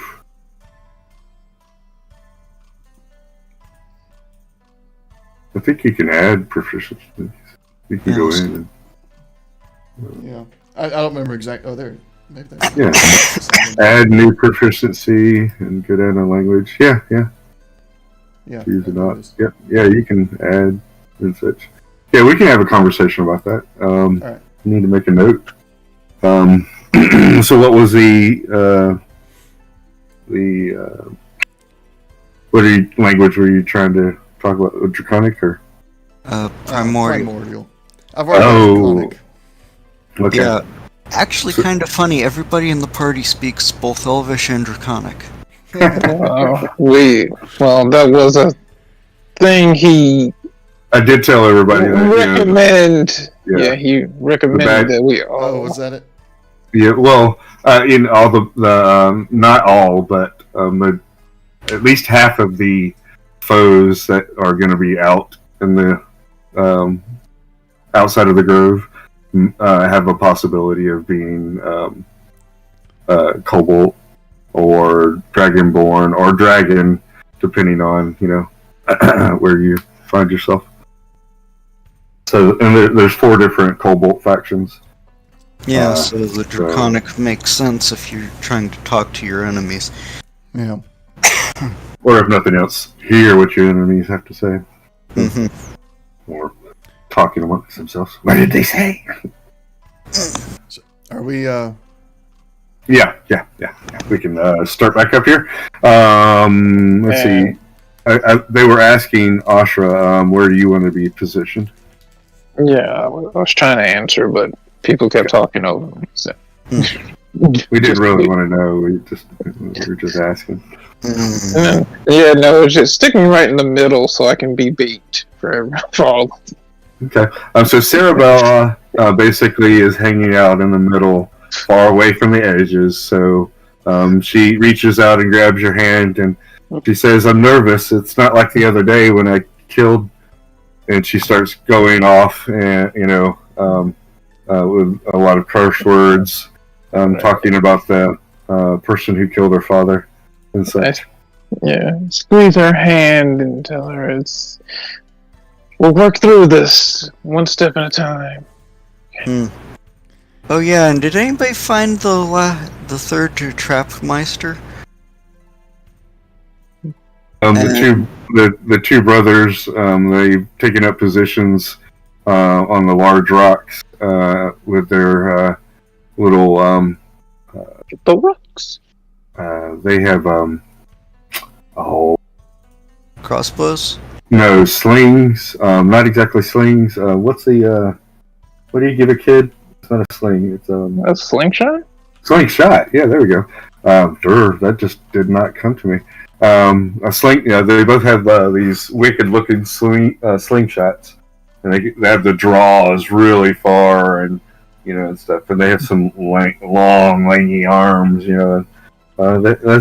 They picked up these rocks, and they've got them all set up, and they're just ready.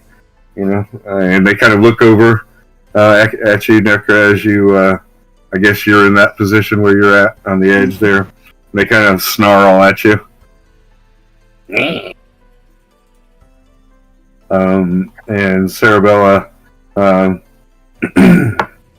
looks at you and sees that there's some kind of weird, going on between y'all. I'm not even looking back there. I'm like, so did anybody actually find them? We'll find that person who seems to have gone missing, and waiting for the wolves. Which wolves?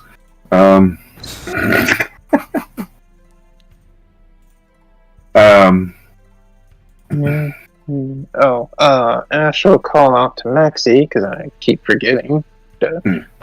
Maxie, I have this dust here. Do you think you can set it up somewhere? Okay. She goes over and looks at it and starts to stick her nose in it. Nope. Don't. This is going to cause a very bad reaction if you breathe it in. Oh. This is for the wolves. Yeah, where do you think I should put it up? Well, once it's active, it'll burst, so 30-foot radius. So I'm hoping we can get 2 to 3 of them caught into the dust cloud. Well, I could put it in these trees to the southwest, or the trees over here next to Orest, or maybe the trees out where Kellum's at in the northwest, or the northeast. Yeah, let's do that where he is. Okay. I could. I think I saw him kind of in those trees in the over near where Nectar's at. I could either put them in the northwest. It sounded like they were coming from over there, or I could put them over to the east. What do you think? Well, that's if we can hit them when they're first coming in. So northwest would be better. All right. Somebody give me a ping on one of those trees or whatever. I guess let me also make a 30-foot circle so that we know what we're dealing with. I guess. And make sure that it does not have me. And it is 30-foot radius. That's like 60 feet. I actually could get a good bit of it. Good lord. 30 foot. Are you serious? Mhm. Radius? Yeah. That's huge. Right. Well, yeah. There's a fireball's 30 foot radius, right? No, a fireball is a 20-foot 20 radius. foot radius. Okay. Already got a couple of circles. Just pulling up. I was just playing with the circle. I'm going to get rid of it in a minute as soon as I figure out how. Click on it. Yeah. Okay. You got it. I had to switch to the right tool over in that left pane. 40. Okay. I got it. Too big. So is that one a 30 foot? The green. Yes. All right. Thanks.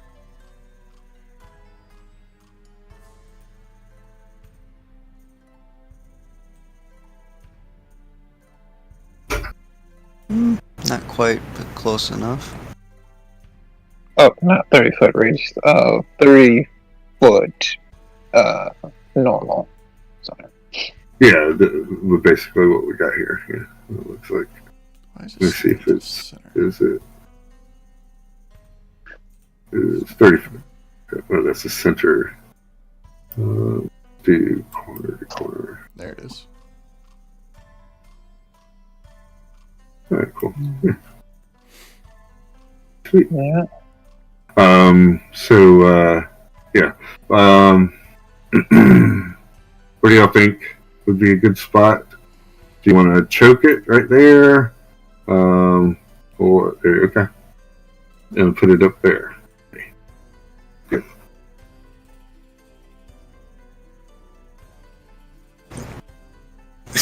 Now, was this 30-foot radius or diameter? It's a 30 diameter. Diameter. Okay.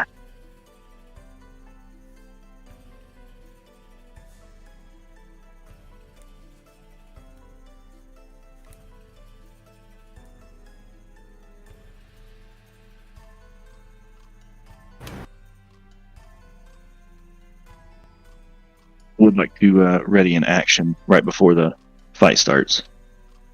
Okay. I'm doing a mobile around a moment. Give me just a second. Yeah, no rush. Yeah, I'm trying to remember. I'm looking at this tokens. I'm trying to remember something. That's all. Okay. Yeah. Okay. I did do that. Okay. All right.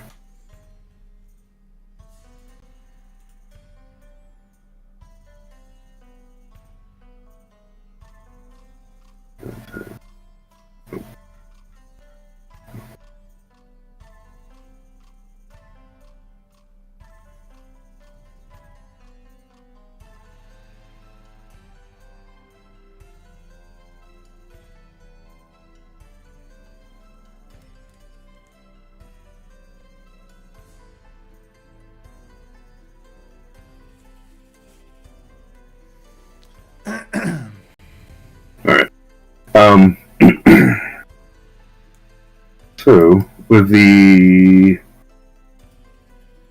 What kind of action did you want it to do?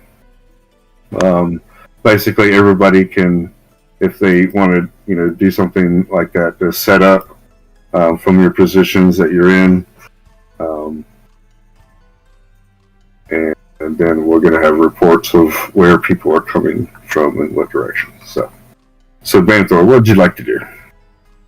I want to ready a true strike at the first wolf I see within 60 feet of myself.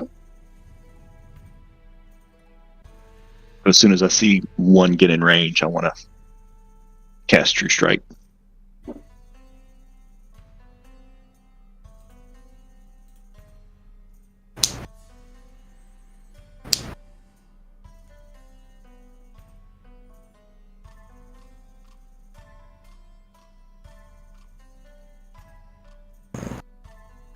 I'm just looking where 60 feet is. That's it.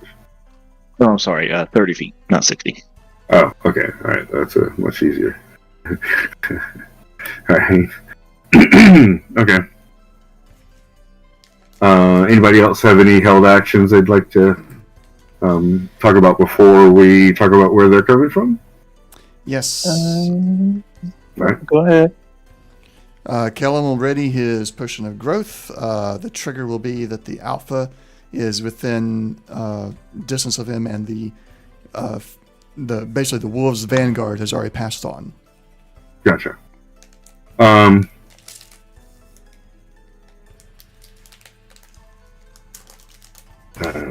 How long does that potion last? 1d4 hours. 4 hours. Okay. So you're just, you're like, okay, I'm only going to take it. Well, I guess you don't want to be large and up in a tree. Okay, never mind. Right. Okay, never mind. I'm like, why would you want to hold on to it? Oh, wait, so you're up in a tree. Never mind. Okay. All right. Anoka gives a. Oh, sorry. Anybody else with a held action? Sorry. Yeah. Nobody else gets a held action. Sorry. All right, go for it. Ash would like to prepare a spiritual weapon. Mm-hmm. Now it lasts for a minute, non-concentration. But I want it like kind of right before, because I want the spiritual weapon to be right there, ready to strike them. Mm-hmm. So what's the distance that you can cast it out to? 60. Okay, all right. So you can pretty much get to the edge of the map from your position, pretty much. Like you couldn't get to the corners, from your position. I don't believe. Let me double check that. Sorry, you said 60 feet. All right. Well, you get to the bottom corner. Yeah, you get to the bottom corners from your position. And it looks like the top corner. Yeah, from your position, you're in the center of the map. You can touch everywhere. So, you can be prepared for it, and as soon as they get, you should be able to know where they're going to be coming from off map beforehand. Basically you'll depending on how it is and stuff. I was basically about to start talking about some of that, and then I'm like, oh wait. So yeah, you could basically pop it right before they get on map if you want. It lasts how long? You said a minute. A minute. Okay, and it is concentration. No, it's not concentration. Oh, that's a lovely spell. It is. And I'm going to use it. If you twin it. Yeah, that's what I was just gonna say. You have to twin it within this same 20-foot area.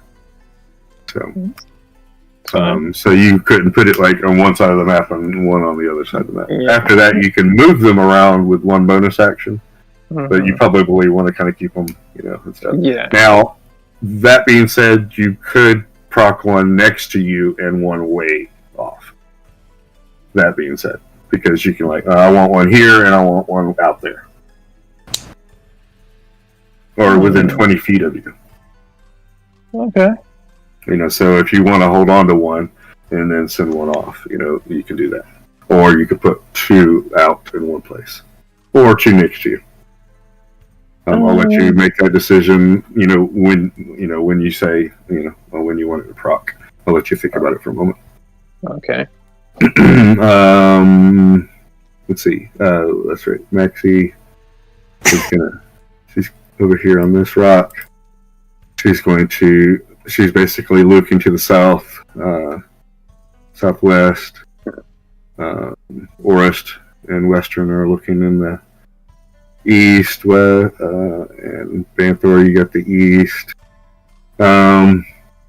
Anoka is going to be circling.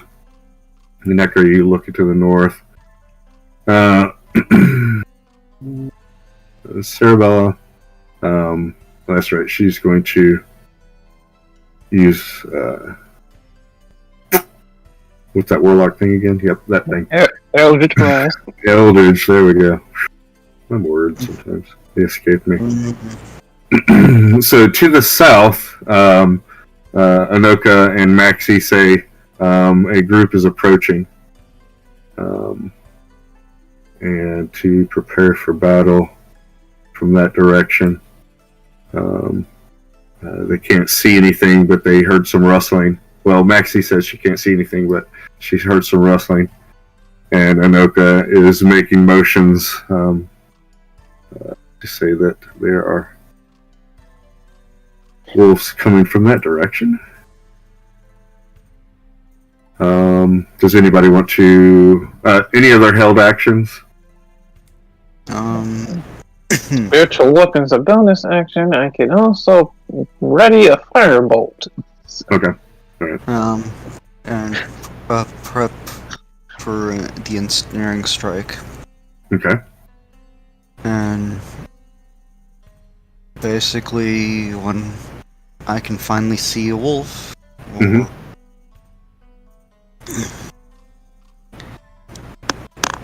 and that lasts for about a minute once it's cast, so. Okay.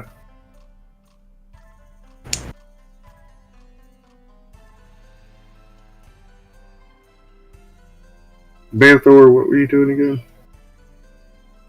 Yep, and a true strike on the first wolf within 30 feet. Okay, got it. Alright. From the south, 5 winter wolves approach at a dead run, not disguising themselves at all. You can tell that some of them, Maxie can see them clearly. Nekra, are you standing on the rock, or are you just standing there? Next to it. Okay, got it. At your location, you may not be able to see them, I think, because of the altitude and the distance and such. You would be able to see kind of where they are when they get in within range. What's the range of that? The range is what my bow can do.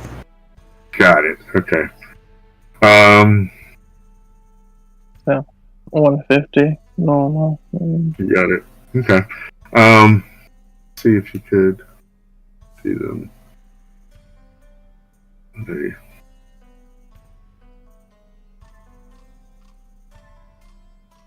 I guess far enough away. Would you want to use that far off? And then try to shoot at them from a distance? It's going to be, at a distance, and, they're going to be in the trees. Or would you want to, as they're approaching, move up and then shoot it? Well, I'm kind of trying to wait for the bunch to show up over here, but... Over... Oh, okay. I gotcha. So, did you, do you want to shoot at the wolves that are coming from the south before they reach the edge of the map? I've been under the understanding that I can't see them that over there. So... Far enough off, you could see them, but once they get to the edge of the map, you won't be able to see them from your position. Alright. I guess I could try. I'm sure up the difficulty, so. This area of effect, right? Once I hit something. It's a single target. Okay.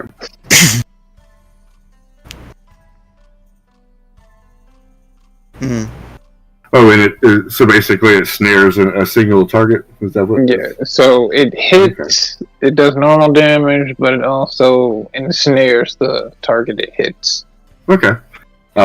So, yeah, you could, like I said, Maxie says they're approaching from the south, and you get signals from Anoka that they're approaching from the south. And you have enough time to shoot one of them.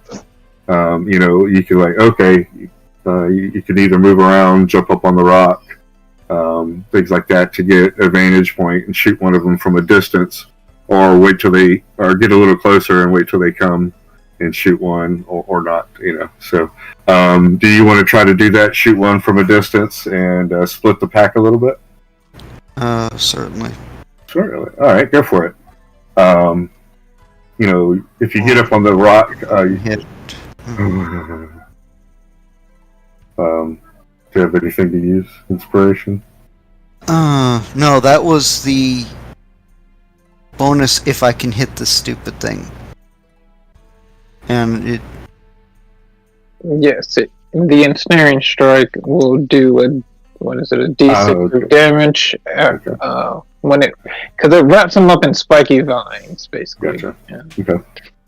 So do you have to roll an attack roll or something? Yes. Okay. Yeah. All right. Normal ranged attack roll. Okay. I say that's enough to hit. I was just going to make it. I wasn't going to do it at disadvantage. I was just going to make the DC harder. But yeah, that's enough to hit. So 14 total. Okay. And What's the? Oh yeah, not this 4, but the other 4. Okay. So 10 plus the other 4, and then is there a DC? There's a save on their turn. They believe they get to make to break out of it. Oh, so it's just automatic. yes. Okay. All right. And until they break out of it, they continue to take the 1d6 damage. Okay. And what's the DC for that? And what's the attribute? Oh, they have a strength save or be restrained. Strength. Oh. They are. Yeah, they're also restrained. It's a DC 12. 12. Okay. All right. On their turn. And they have an advantage because they are large. Okay. All right. Yes, I believe it's at the start of their turn. Must succeed.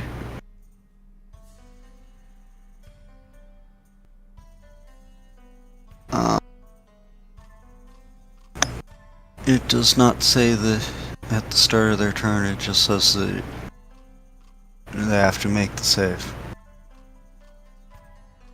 And then at the start of their turn, if they are restrained, it continues to take damage until it saves or the spell ends. So.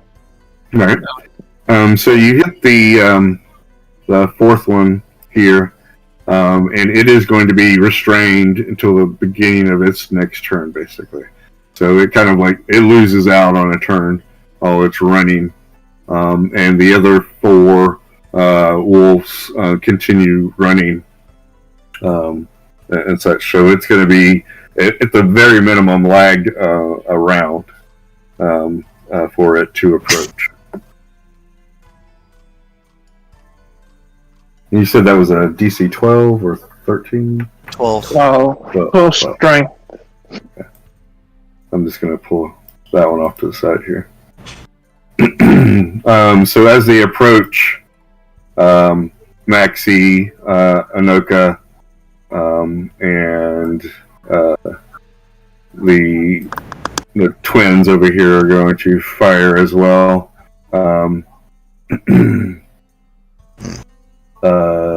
Maxie says, give me a second. Maxie says, give me a second. Well, no. Concentrate on the little one next to, this one. And shoots this guy right here. And shoots him first. And so they all fire on him. Let's see.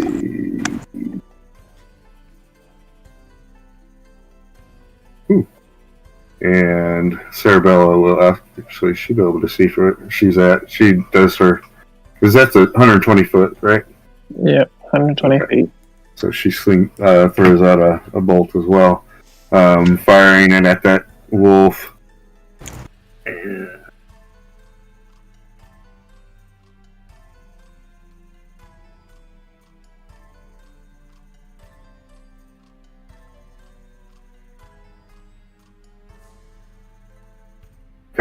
And basically wounding it as it approaches.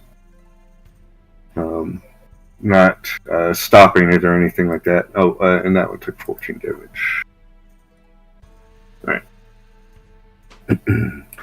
So they were able to, with the first volley, shooting at that wolf, were able to bring down half its hit points by wounding, getting it to wounded position.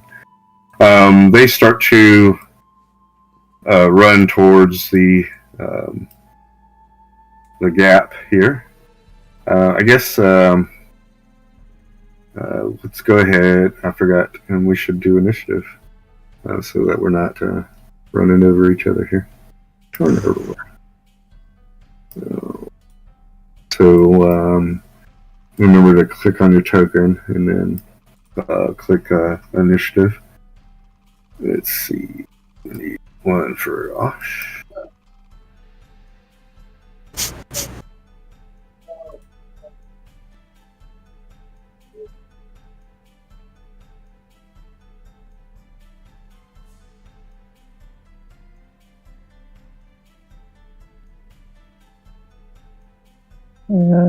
Well, for Usher. Thank you.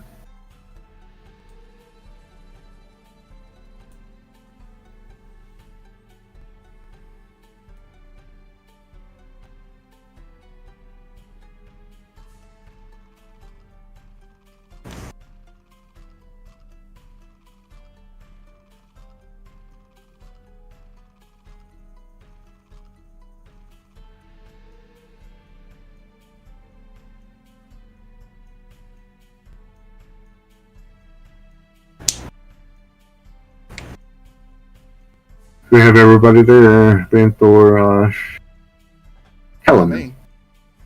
Where are you at? Hold on. 17, and he's got me beat. Oh, do I need to put you on the turn order? Yeah, it's also not on turn order yet. But I did What was roll it? already. I did roll already for 17. 17? Okay, gotcha. And his dex is higher than mine, so. Alright.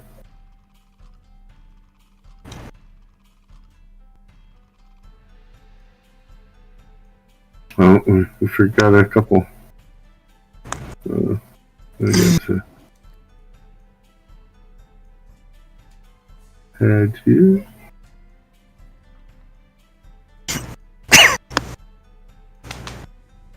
And add you.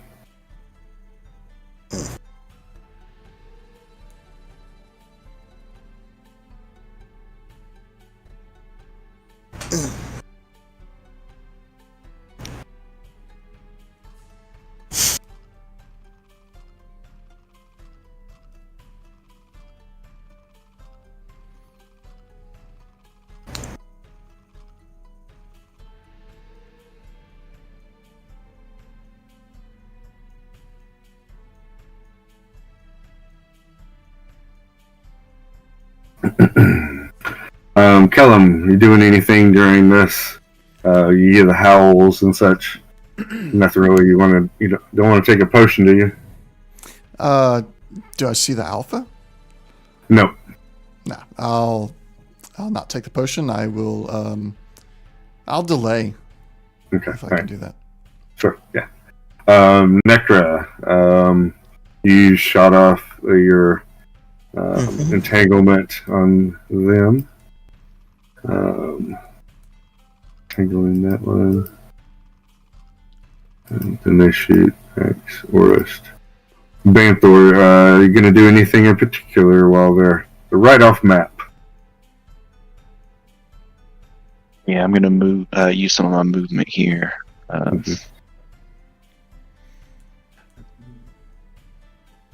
Can I go here or here? Is that still solid? Sure. Yeah. Alright, we'll go here then.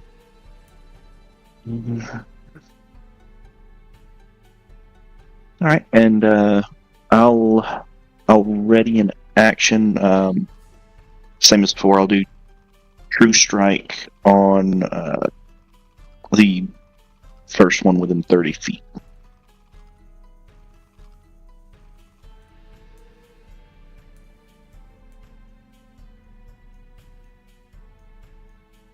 And that's all. What's that? And that's all I'll do. Okay. Ashra, anything that you can do from a distance? Or do you want to call your hands, or are you going to wait? We'll wait for the hands. Wait for the smackdown. Yep. I can't firebolt 120. Okay. Yeah, at the distance, you'd be able to see them easily. If they got up on the wall and such, you're not going to be able to see them because of altitude and angle and such. They'll be hidden. Once they get closer, you'll have to come up closer to the edge to be able to see them. So go ahead and firebolt. And then it will be their turn. It's a 10. Okay. Nope, you're not going to hit them. You hit a tree. Blah! The wolf kind of, and such, but nothing serious there. Alrighty.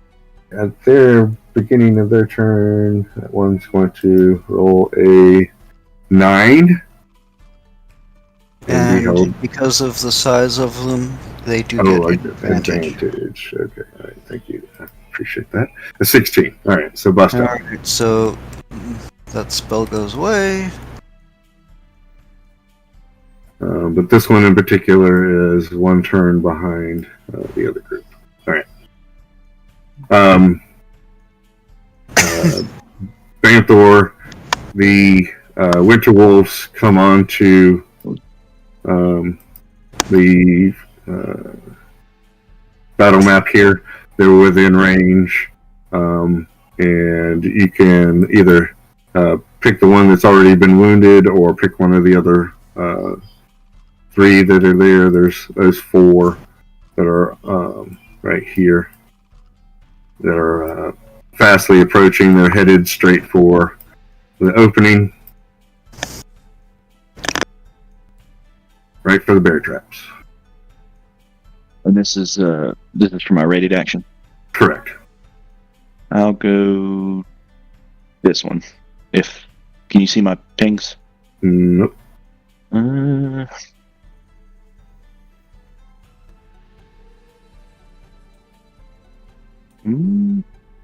guess from the left to right, it would be the 4th one, if we're including the one all the way to the left. So, I'm not sure why my ping's not working. This one right here? The one to the left of that. Oh, the one that's wounded? That one. Yeah. First one? No, sorry, there's one that's slightly higher than the others. That one. Yeah. Okay, yeah. That was the one that was wounded and such, so yeah, okay.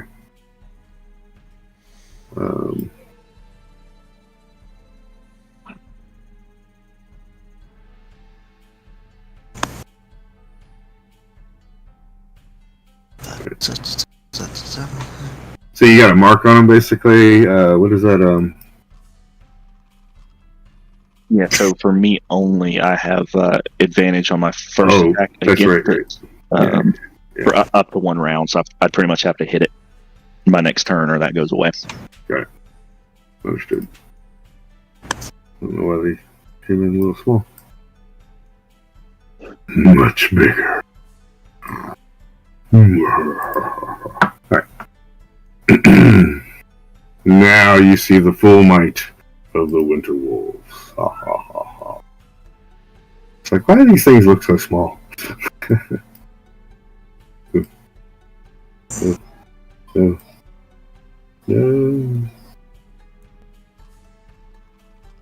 There we go. All right. Okay. So that takes an action to do that, right? Mm-hmm. Okay, all right. So they get up to here about. I'm going to separate them a little bit.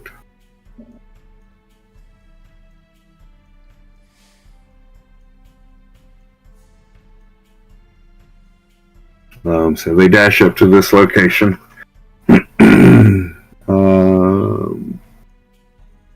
Okay. And then, what's her face? She's going to be able to see. Going to take a shot at.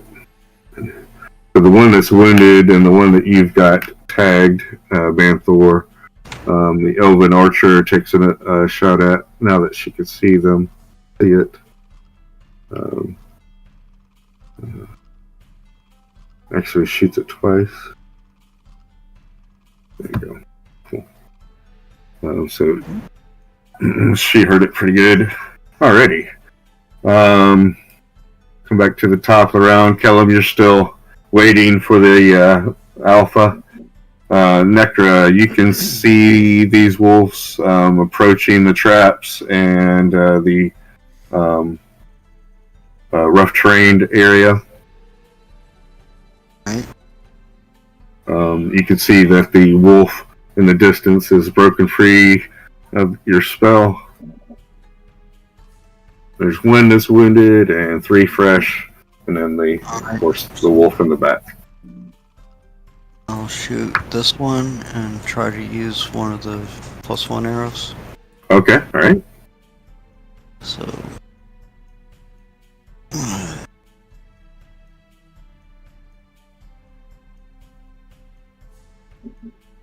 So a 10 ain't gonna do much.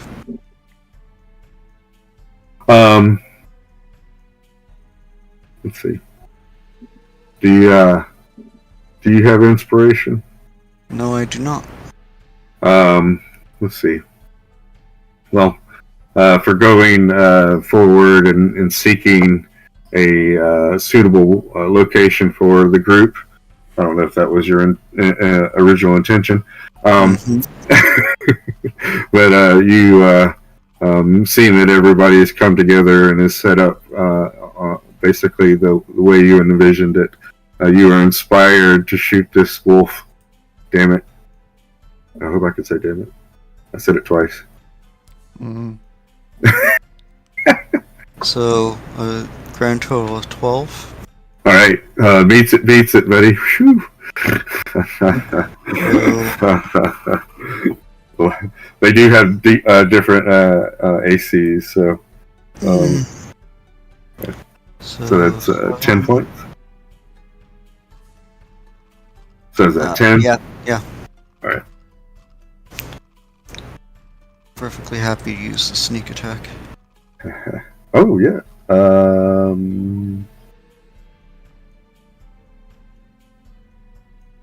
You have to have advantage, or Range of the target has to be within 5 feet of it.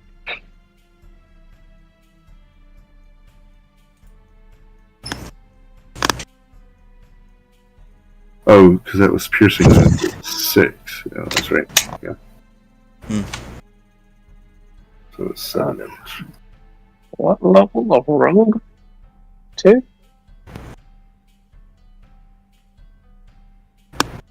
Yeah, I think he's a second level rogue. Nectar's a second level rogue.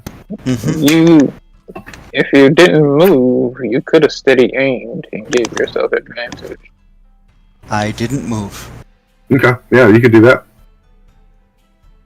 So if you want to roll again, we could use, I guess, the advantage for your That inspiration. instead of the inspiration. So with advantage. So then you get the sneak attack. So all right, cool. All right, we got all the damage. All right. No, that's fine. Yeah. That way you don't have to. So you still have the inspiration. You use your advantage, and got that. Or, I got it. Yeah, you rolled the 11. Sorry.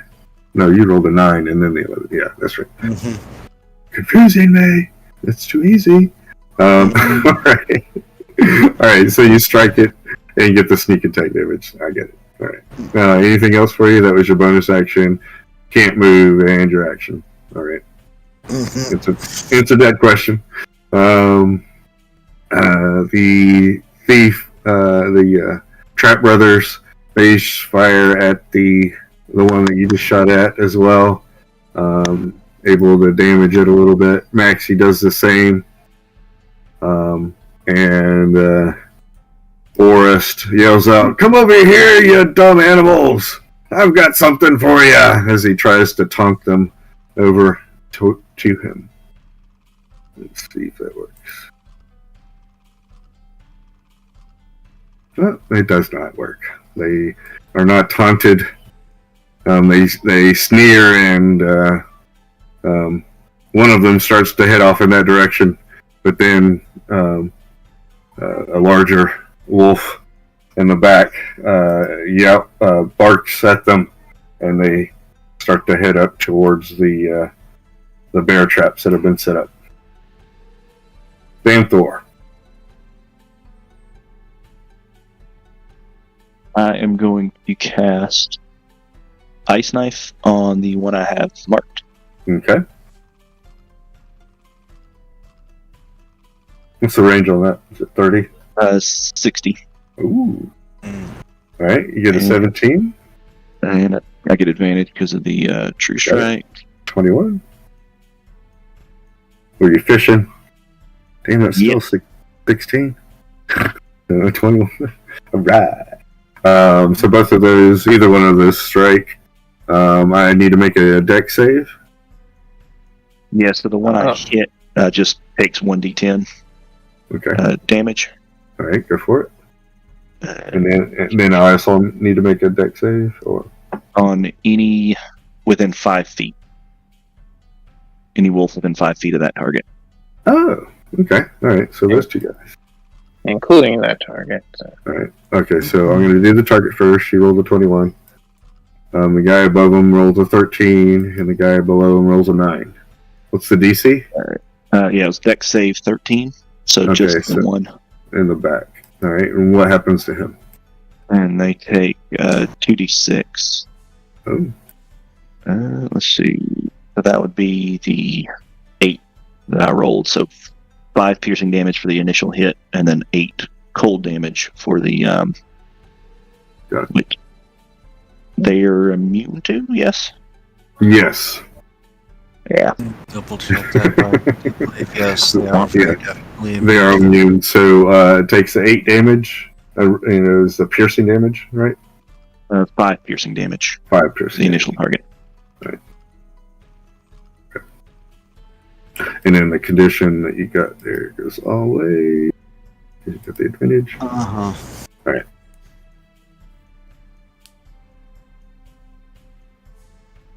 And that is all I will do. Wasted the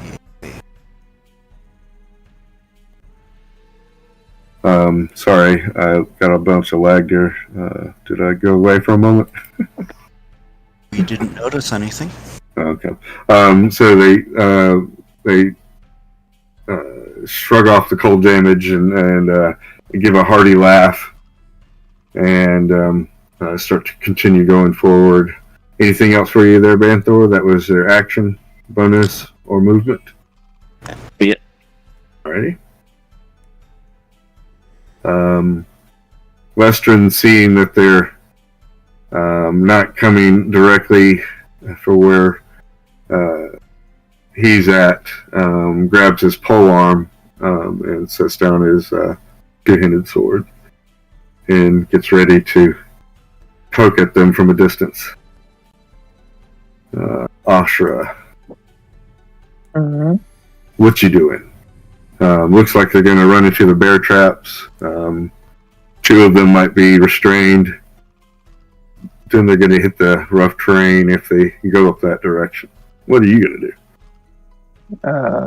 Have any of them gotten within the 60 feet of the hands?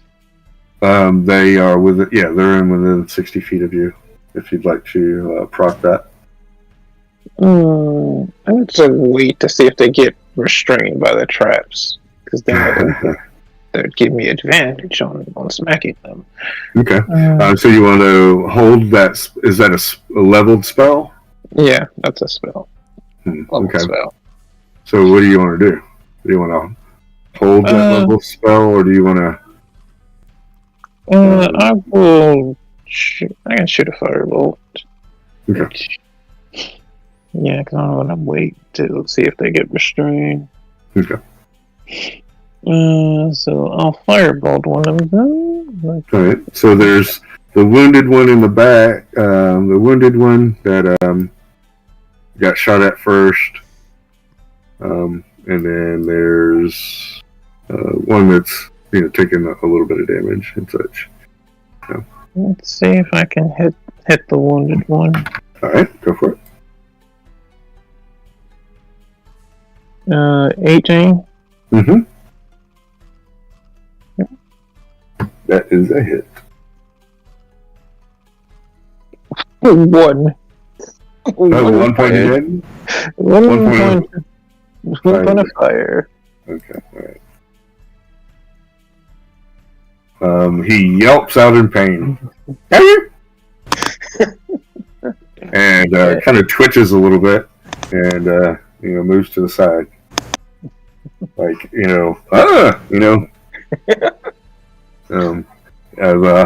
bigger guy in the back kind of snips and yaps at him to get him back into formation a little bit, but he did kind of fire, roll, Shaggy. That's it. That's all. Already. I did a little spark. So the group of them, this guy's gonna run up. Those two are gonna run up, and we're gonna deal with that first. But as they run up, this is what their formation is gonna look like.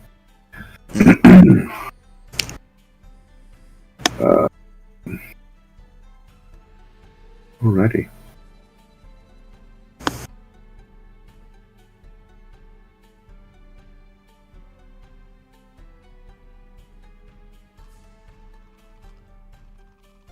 The one on the left. Okay, so the one on the right hits that trigger for that trap and is trapped.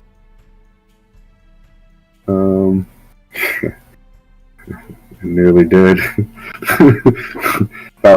It almost ripped his leg off, basically. So he's not happy at all. The other one passed over it. Let's see. It hits the rough terrain. This one, not knowing it's there, hits it.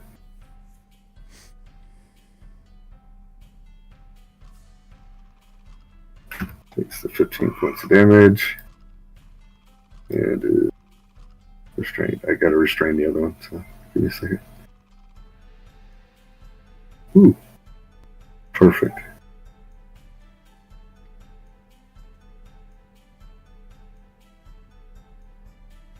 To me, it looks like the little condition monitor looks like it's a jaw holding onto it or something. So it's like a little bear trap.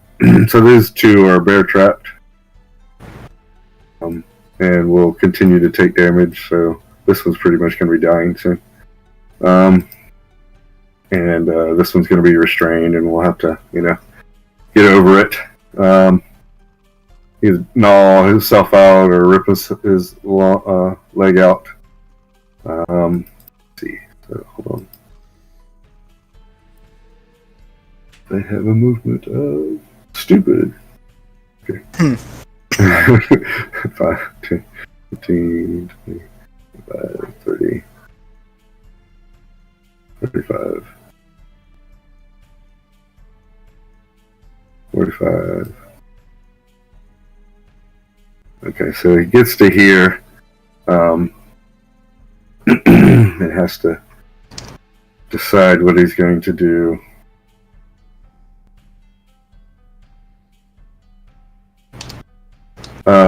And this is when Sarah Bell goes, "Now?" as she looks at Ashra. Yes, now. She just kind of sighs. Good. And you see her sling her hands out, and a cloud forms around. Before that happened, Uh-huh. DC 10 Dex. Okay. For The guy that just went through the ball bearings. The ball bearing. is that what I thought it made it rough terrain? So Yeah. Well, it is, but they also have a chance to trip. Yeah. Okay, so a dex. Okay, got it. Yep. Ooh, I got a 6. Yep. Well, So they trip and those first. So, So- it's prone. Yep. Okay. And so that's better for Sarabella and Gotcha. anybody else who's gonna hit it before it can get up. Alright, so a bit of prone on it for the time being, to remind me. Okay, so it makes it rough terrain, and there's a chance of getting prone. Mhm. Or just prone. Mhm. Is it both conditions, or just prone? I'm sorry. Well, it's rough. It's difficult to rain unless they go slow through it. Got it. Mm-hmm. Now he's Oh. charging, so yeah, he wouldn't Yeah. have recognized it. So okay, all right. Yeah. Okay. And they have the chance to go prone. And if he stands up in the same spot, he has to make the save again. Alrighty. So Sarabella throws out a cloud. Excuse me. Yeah. There we go. Throws out a cloud. Hope she can sculpt it. Yeah, she's about to sculpt it. Yeah, I'm moving it. Oh, perfect. And starts to cackle wickedly as her eyes glow green and black at the same time. And lightning strikes. I'm gonna strike the one that's in the front. That's the one she wants to hit.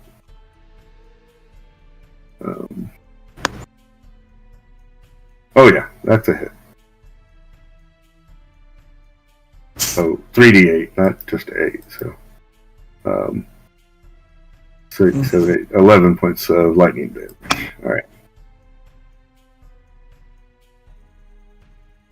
Oops, I hit the wrong button. 80. I don't know what it was. No, 70. Okay. All right. Why would you stop? Oh my god. Too many buttons. Alright, there we go. So, smoking corpse over one side and the other one looking kind of rough. Okay, yeah, he's definitely smoking. What was that, 11? Okay. Alrighty, yeah, because I can't move, so. Yeah. Alrighty. So this guy is good.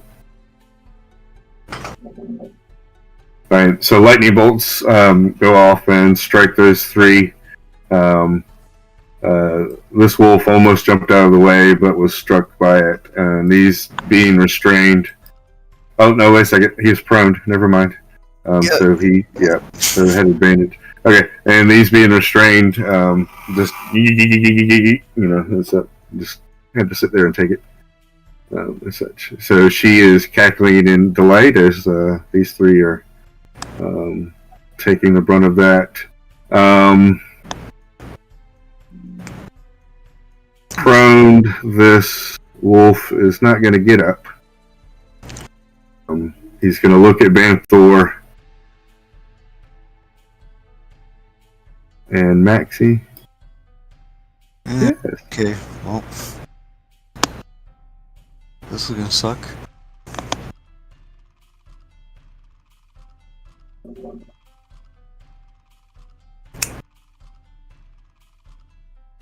I'm technically touching Maxie. Does that work? Let me get it. There we go. Yeah, I'm good. All right. I need. Let's see. What is that? As it shoots out a cold breath. 15-foot cone. That's only a DC 12 dexterity saving throw. Banthor and Maxie. Oh, Maxie's good. Was that a 10 you got there, Banthor? Alright. So you take 19 points of cold damage, Banthor. Question: did we? Yes. You should be healed. So, there was plenty of time for anybody to heal themselves. So, no matter what the situation, Does that we would have, mean I we can would, use that potion? if that's how you were by yourself. Well, no, you did meet up with the group afterwards. So, but that would have been afterwards. You probably would have thought, I need to take this. Yeah. So. If you would have met up with it, that stuff. But that would have given you 10 hit points if you needed it there and such. Okay, so I wasn't healed to full. I just got plus 10. Let's just say for anybody, for the rest of y'all, except for Necra, would have had enough potions though or stuff to go around, without having to use any slots or potions yourselves. So you used up the after party to get here. So we had drinks, but I guess we're gonna drink them now. So okay. Necra, if you have anything to heal yourself or needed, I don't think you were engaged. Nope, never did. Yeah, I think so. That 18 Right. points of damage for me. That would be 19. That means my bad. Ow. Yeah. And Maxie screams and such, and starts to fly up. It's not even her turn, and she's like, get out! And such. This one jumps over, or attempts to jump over its companions. Let's see what happens here. Do I have athletics? I don't, so I'll just do a strength check. 19, we're good. Lands in the ball bearings. Need a Please dex rough check. area. What's that? Oh no, not yet. The ball bearings are yeah, just a little over 5 feet away. Yeah. So it comes through. Comes through there. She entered into the Rough terrain. yeah, and then gets zotted with the AoE.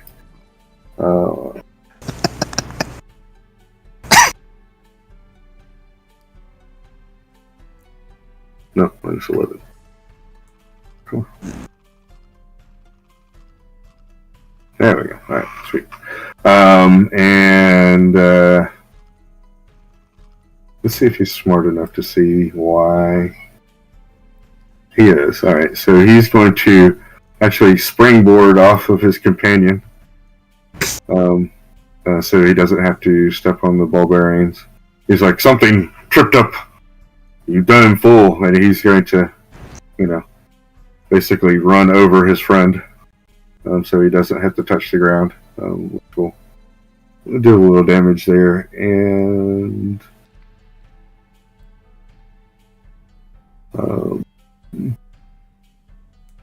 he's going to go for the squishies.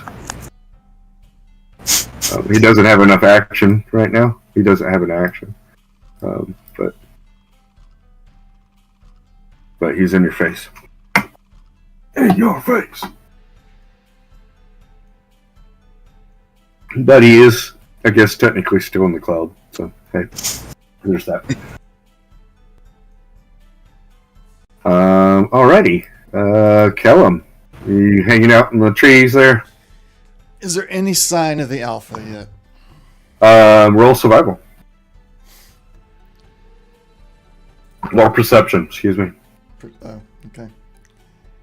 You do not have disadvantage. You're good. That's an 18. Okay. As you're sitting there over the last, couple rounds going, damn it, when is it going to be my turn? And you hear off into the distance, both to the northwest and to the northeast, basically both corners of the map, northern map, you hear the running. You hear you hear the wolves running and from those directions coming to you.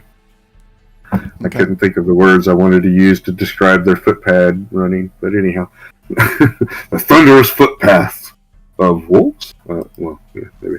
Anyhow, you hear them running through the trees headed in your direction, because that's basically like what you're doing right now. So you do know that soon something will be coming from both directions. You don't know where the pack leader is, but you know that you're going to be in company soon. All right. I'll continue to. So you can hold your action. Ready. Yeah. And so if anything happens this turn, yeah. Okay. Necra, do you want a perception roll, or do you want to start shooting at these guys? Actually, I was gonna move up and Oh. defend. Okay. So, All right.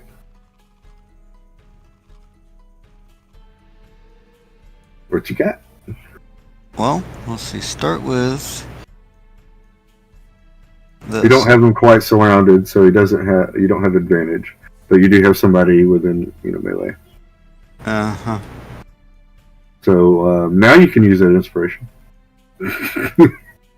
Let's say, hold on. What is his AC? Yep. Now you can use that inspiration. Mm. 23 would definitely hit.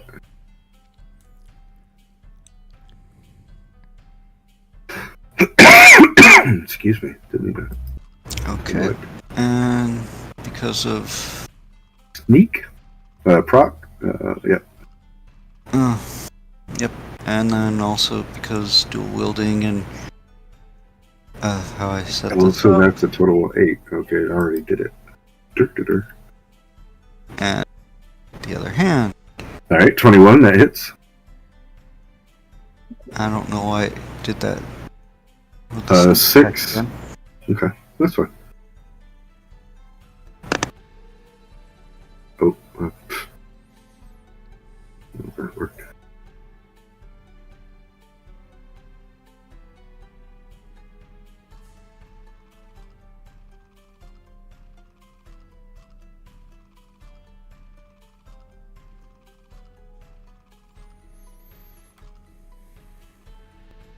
So it is wounded.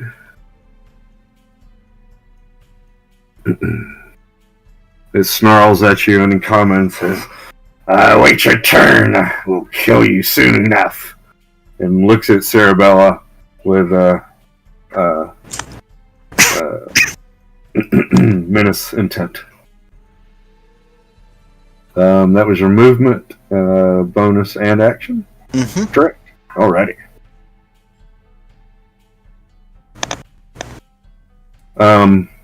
Kellum, Yes. from the east, as soon as I can find there, it was the right button.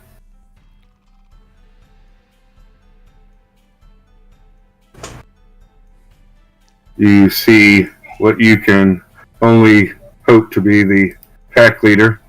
I've seen the pack leader before. Right. When I right. met the original betrayer. You're like, I hope they don't come any bigger than this guy. And you see him surrounded by 3 other large wolves. They stop at the edge and surmise the battlefield. Ready. That's what is.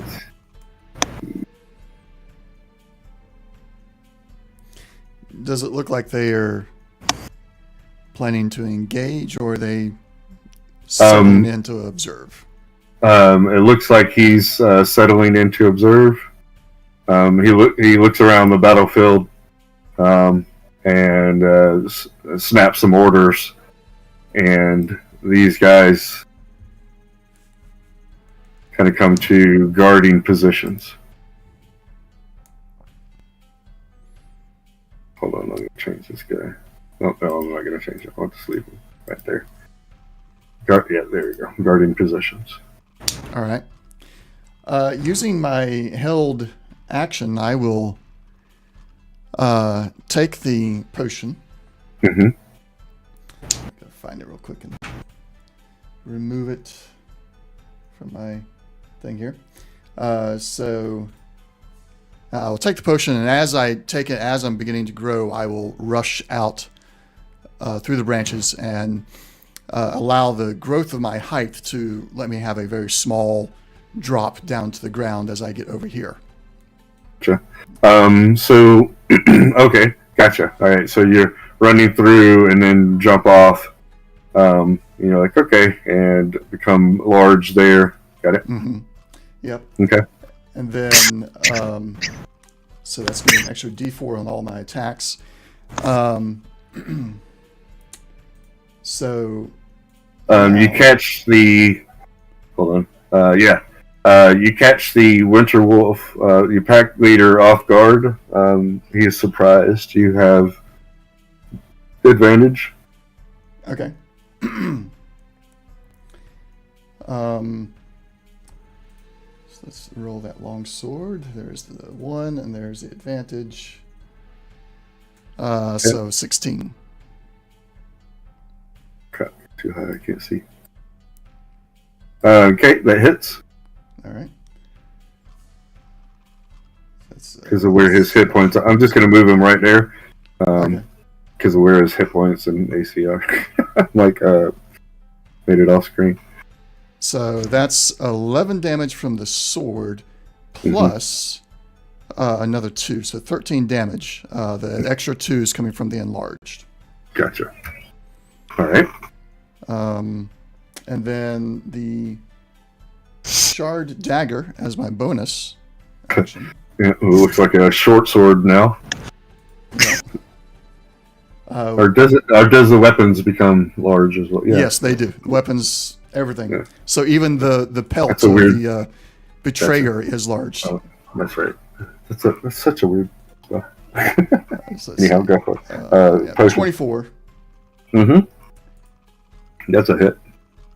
So that's 8 from the weapon, and then the enlarged extra, another 10 damage. Ready.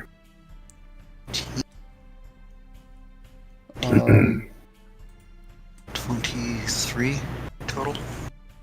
And I will be putting no, It's like I won't do action that. search? The- Or do you already use it?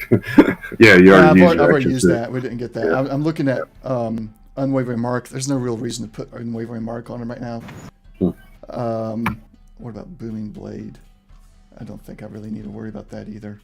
And that's a bonus action spell or an action spell?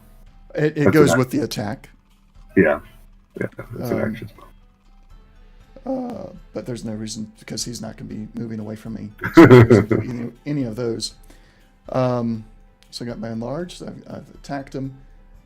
Yeah, and so he's now staring up at a twice the size elf that he should be looking at, that is drenched in the blood of one of his spy, and wearing the pelt, the top half of the head over him as a cloak, and just the blood's draining down, colored like my white hair is now dyed red with the blood of this dead wolf, and I just in a rage, just growl at him and scream at him as I swing these blades and slice him.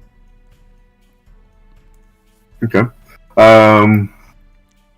Just roll intimidation. Do I get the advantage on Sure. intimidation? All right. All right, so 16 would be the one. Okay. 16. All right. So I rolled a 15 and a 14 because I rolled with advantage as well since he's the pack leader. Mm-hmm. So you get a 16 intimidation. So he'll have disadvantage on attacking you. Okay. Sweet. Because he is put off by the smell and the abomination that is standing before him. Also, I need to roll a d4 for the enlarge. Okay. Just so 1 hour. Hopefully that'll be enough for this battle. Okay, gotcha. 4 hours, gotcha. All right.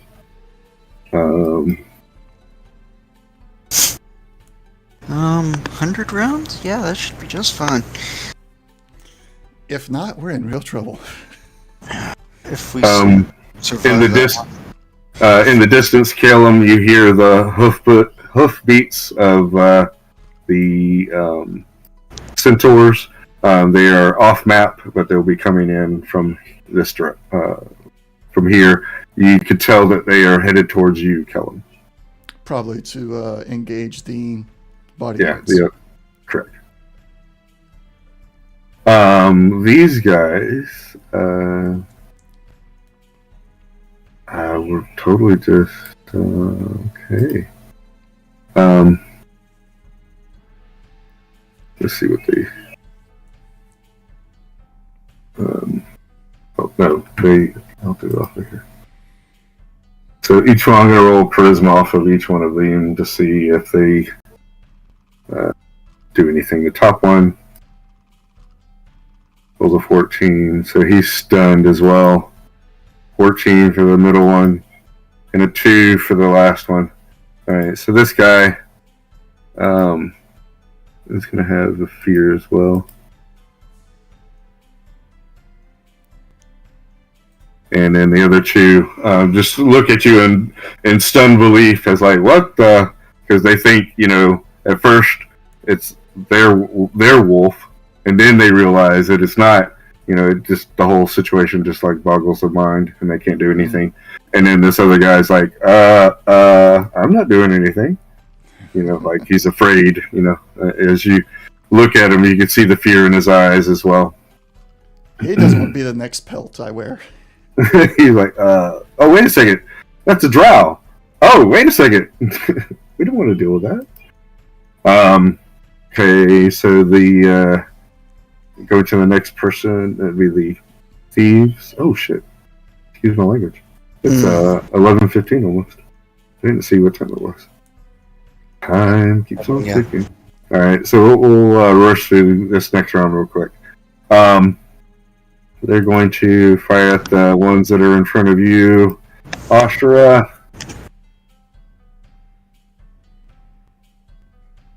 Okay.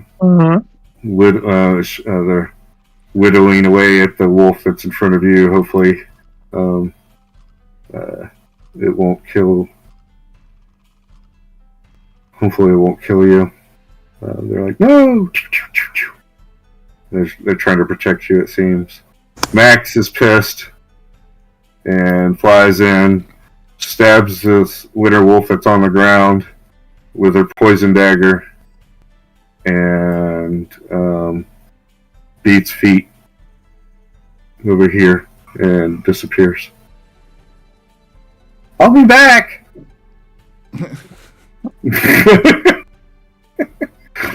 But this guy is poisoned.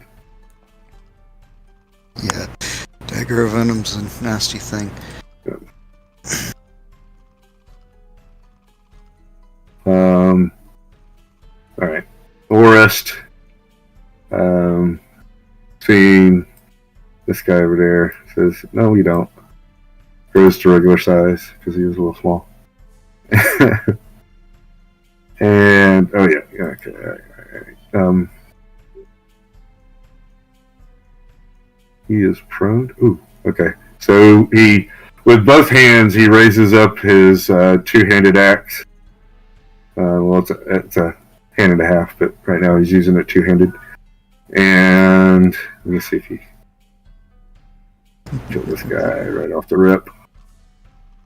13 plus. Okay, not a critical hit, but good enough.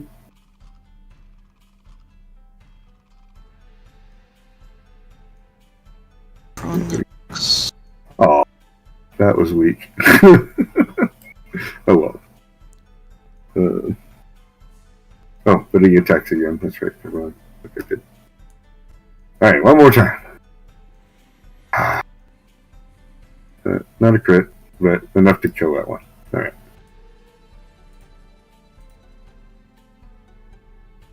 So with two chops of his axe, chops the head off of the wolf, and swings around and goes, "All right, lass, don't move it." As he kind of looks over his shoulder to Cerebel. "That's all right. It's not going anywhere." All right. Vanthor, what you doing? Physician, heal thyself. Well, you got 15 hit points. You can survive. You good?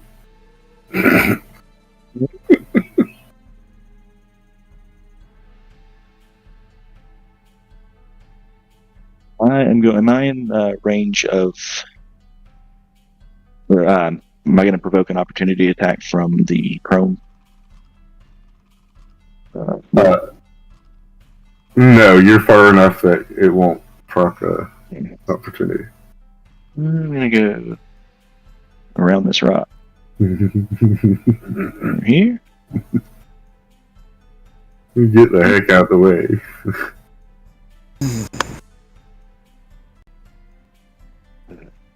So many of my spells are cold. Does that suck? Do you have Eldritch Blast? I don't. Really? Okay.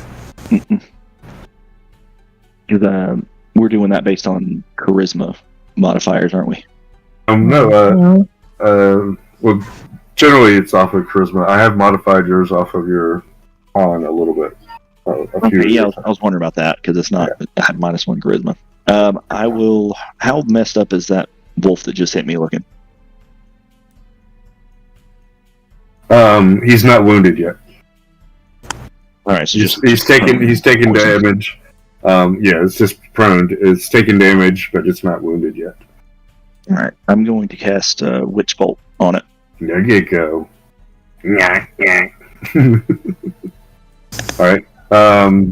What do we have to do here? You cast it as an action, and then as a bonus action the first round, you get to use it, or No, it's an action. It's a range. It's a spell attack. yeah, 30 Yeah. feet. Okay. Spell To attack, hit. and I can just. Okay. Right. And then You technically have advantage, I guess, because it's prone. No, melee would have prone. That's right. It have advantage. All right, so never mind. So okay. So 11 is your attack. Yeah. I'm gonna burn inspiration to try to hit it again. Yeah, that's not gonna hit it. So 11. I'll Go for it. burn inspiration. 21. That hits. All right, so I'm gonna take 1d12 lightning damage. All right, go for it. Or do you want me to roll it, or do you have a? No, I got it. Oh no. two. Zzz. No, He's go ahead.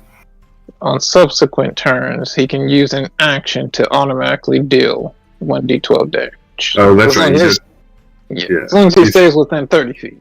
He's hit it once, and now he can just auto hit it. Yeah. That sucks for the wolf. As long as they stay within 30 feet. 30 feet, as long as it, yeah, okay. Is this a concentration? Yes. Okay. We'll put a And also, I seem to recall this is the one that's a real pain because if you don't take the auto, Yeah, if if you he don't doesn't take use the his action, the spell fails. Yeah, so he has to use it. Or Yeah. use it or lose it. Yep. Okay. Well, that's, I'm sure that Banthor doesn't want to get too close to these guys anyhow. So, alrighty, so that's your action, movement, any bonus action? Yeah, I'll pop a potion. Yeah, I was about to say. So that's put in. All right, and that'll be it for me. Okay. Western moves over a little bit and attacks. Nope, that guy's dead. Sure. Cancel. Moves over here then and attacks this guy. Well, yeah, he can. Because it's easy pickings.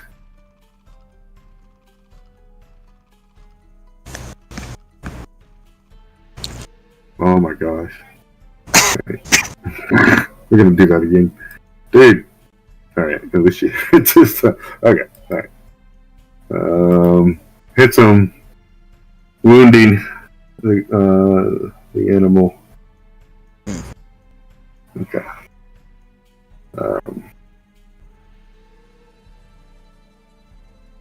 Alright.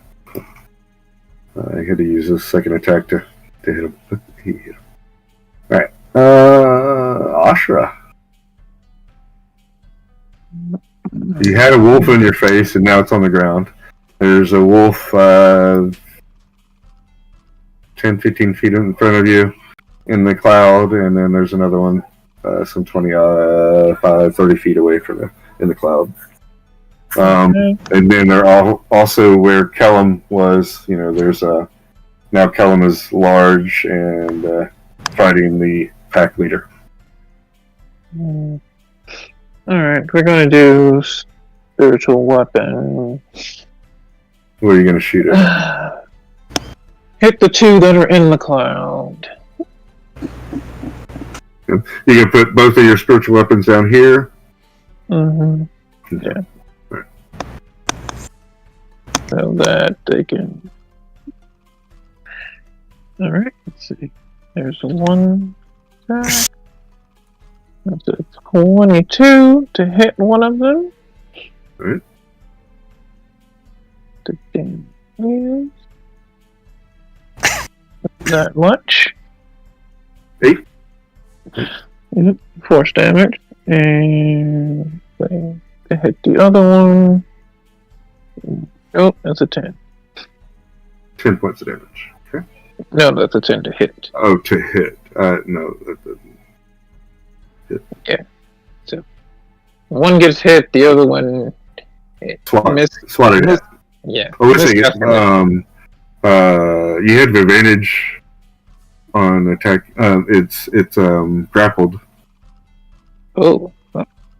because it was in the bear trap. 16 on it. 16. 7 force damage. Alright. Okay. And then as an action, I'm going to take it flying. Okay. Okay. All right. So, Sacred Flame is a dex save. It's prone. Uh, So okay. so I roll with disadvantage. I'll say. All right. I don't know if there's a rule for that, but dex save. You said. Yeah, dex save. Yeah, 2. And so I guess I don't even need to roll the 14. So okay, with disadvantage of a 2. Yeah, it takes 5 radiant damage. Radiant damage. Okay. And is it lit up or something? Or No. No. Okay. All right. That was just cantrip. Got it. Yeah, that's just a cantrip. Yeah, that's the one that I keep using to screw up undead. So Right. It still does some damage, but it doesn't do the hallelujah damage. Alrighty. Any movement or anything? Or No. I'm gonna stay next to Sarah. okay, all right. Okay. The wolves have started. So they eat. Disadvantage. Okay.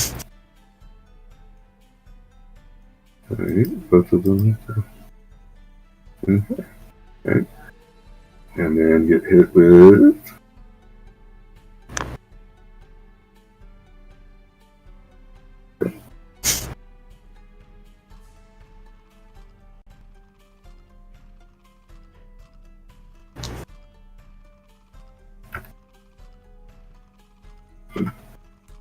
So these guys take more lightning damage at the start of their turn. And the one that's in the bear trap is going to try to get out of the bear trap. Okay. Succeeds, but also takes damage getting out of the bear trap.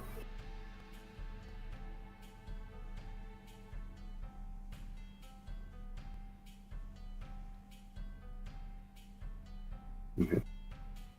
But that's its action, and its movement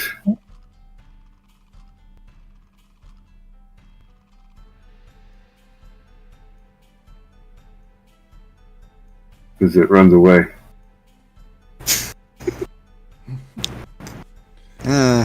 Well, he's had enough. He had 7 hit points left. Yeah, He's good. And he could get away, so he could. Oh, wait a second. Western has a pull on reach. He's gonna take that swing. Ooh, and he crits. Get your ass back over here and die like you were supposed to. There you go. There we go. All right, cool. He used his reaction, but that's fine.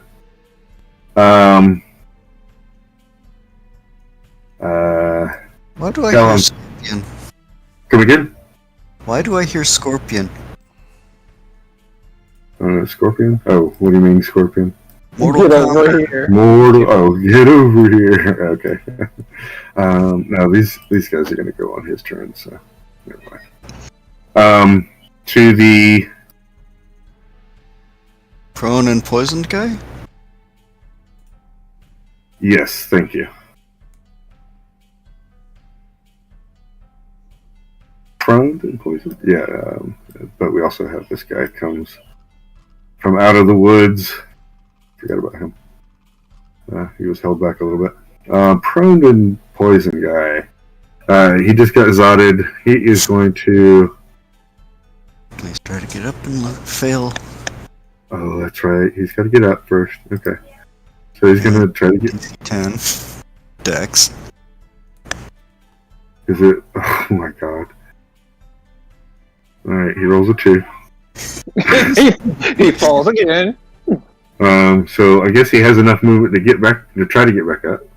That's half his movement. So he uses the other half of movement. Rolls a 20. Okay, so he's up. Alright. So now he can get out of said bullshit, right? Yeah, if you move slowly. Oh, if you move slowly. Yeah. Okay, alright. 5. Okay, so he'll get dead wolf out of the way. He doesn't have any actions, but he's going to put his face up in your face again. At least have somebody there. This dead wolf is not dead there, but I'll put him dead over here. Okay.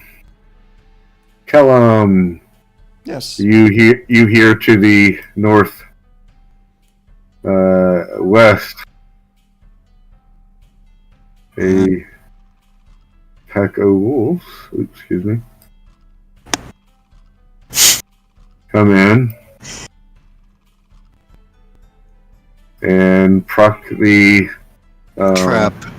trap like this. So what's that stuff do, Ashra? So what? Sorry. What? The sneezing. Sneezing and choking. Oh, What is dust it? of sneezing. Okay, so once it triggers, it's a DC 15 con. Okay.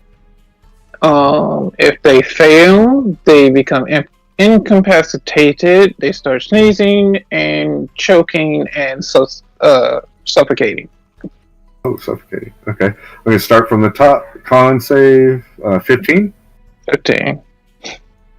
Was that a 13, you say? 15. 15. Okay, 15. All right. 22, top save. Next one, 21. 13 and 16. So this guy right here. Basically, the one that triggered it.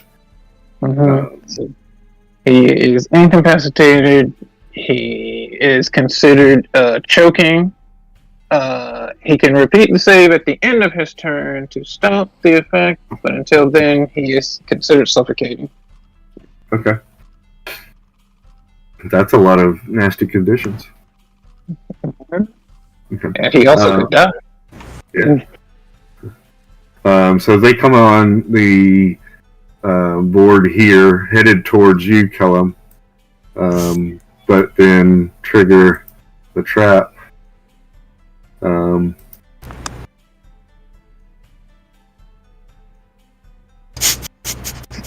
Forgot they're bigger than they are. They look like they were regular wolves. And I'm going to see if he can roll a dex save. Was any... Wait, how far were they from Ashura when they triggered the trap? What's the distance? Give me a second.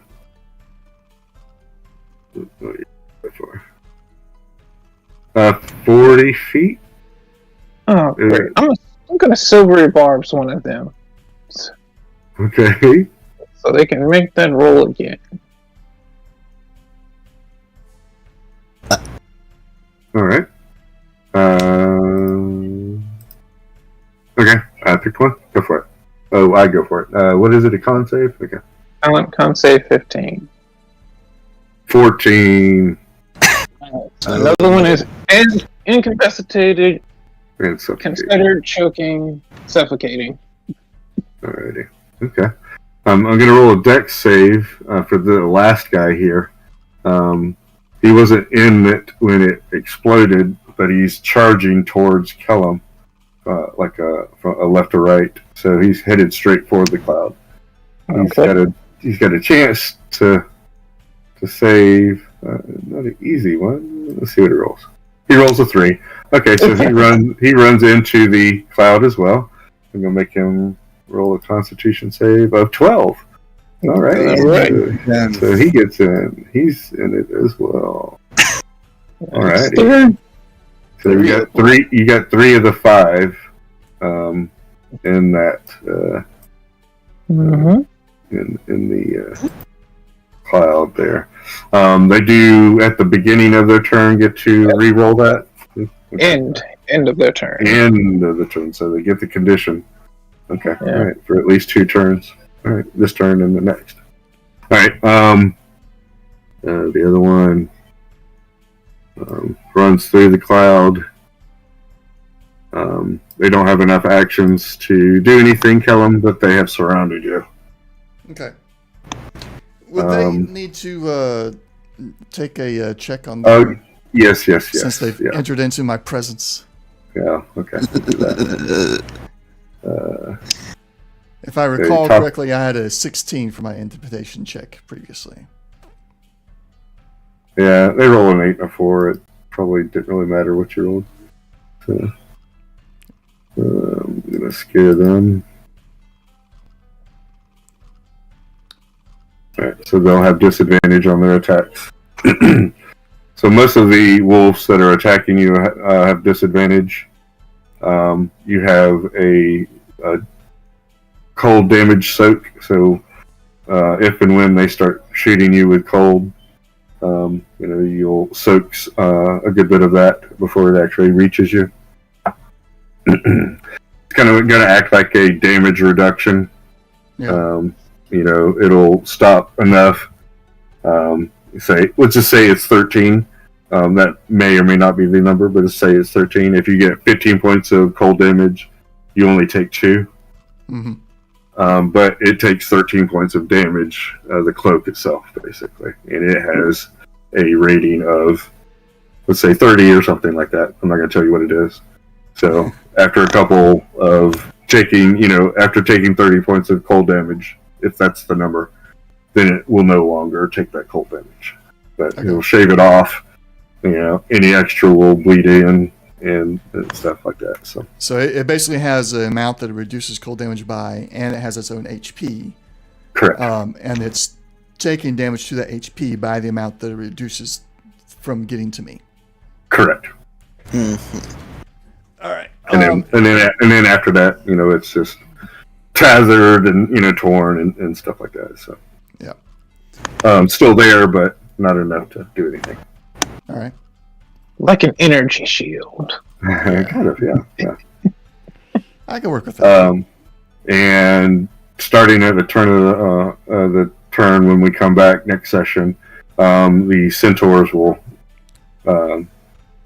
hammer in the back of those guys and stuff, giving you some support. So you're not going to be there totally by yourself, but it is going to hurt. Well, you have the fear factor going on, so maybe not so much. Yeah. Because they'll have disadvantage and such. But I've got one other thing in my sleeve too. Okay. But on the flip side, you are taunted, or they're taunted by you. So they're afraid of you, but they're also like, we're out to kill you because you're an abomination. So it might be hard, but they're going to do it, especially if the pack leader's there and doing it and stuff like that. So I think they may not pretty much deal with anybody else and just pretty much go straight for you. So all I have to do is this little. What? No. Say, I'm not doing it now. I'm just saying all I have to do. But no, here's the thing: this one right here, he can't. Yeah, he can't move towards you. That's right. Right. Yeah. All right. Okay. All right. So all I gotta do is break away a little bit and get myself over here, Yeah. and these cannot come towards me anymore. Right. You can use an action to disengage, and then you would use your movement, but you wouldn't have an action that turn. But nothing could attack you if that's what you wanted to do, or you could at least move far enough, and one of them might get an attack, or stuff like that. But however you want to do it. Yeah. Just giving you ideas. Gotcha. All right. Yeah. Sorry we went over a good bit. Thank you, Banthor, for being patient with us. Yes, and not bailing. Not that you're a bailer, but I understand obligations. Any questions, comments, concerns before we leave? Nope. Actually, I do want to speak with you, but I want to do the Twitch outro real quick. Okay. Before that, so that we can get off stream. So I'll be back in a little bit. I'm going to mute myself on Discord, and I'll be back. Okay. All right. Thank you for watching. We will be back tomorrow with X4 and Saturday with Fallout. So don't forget to come and check those out.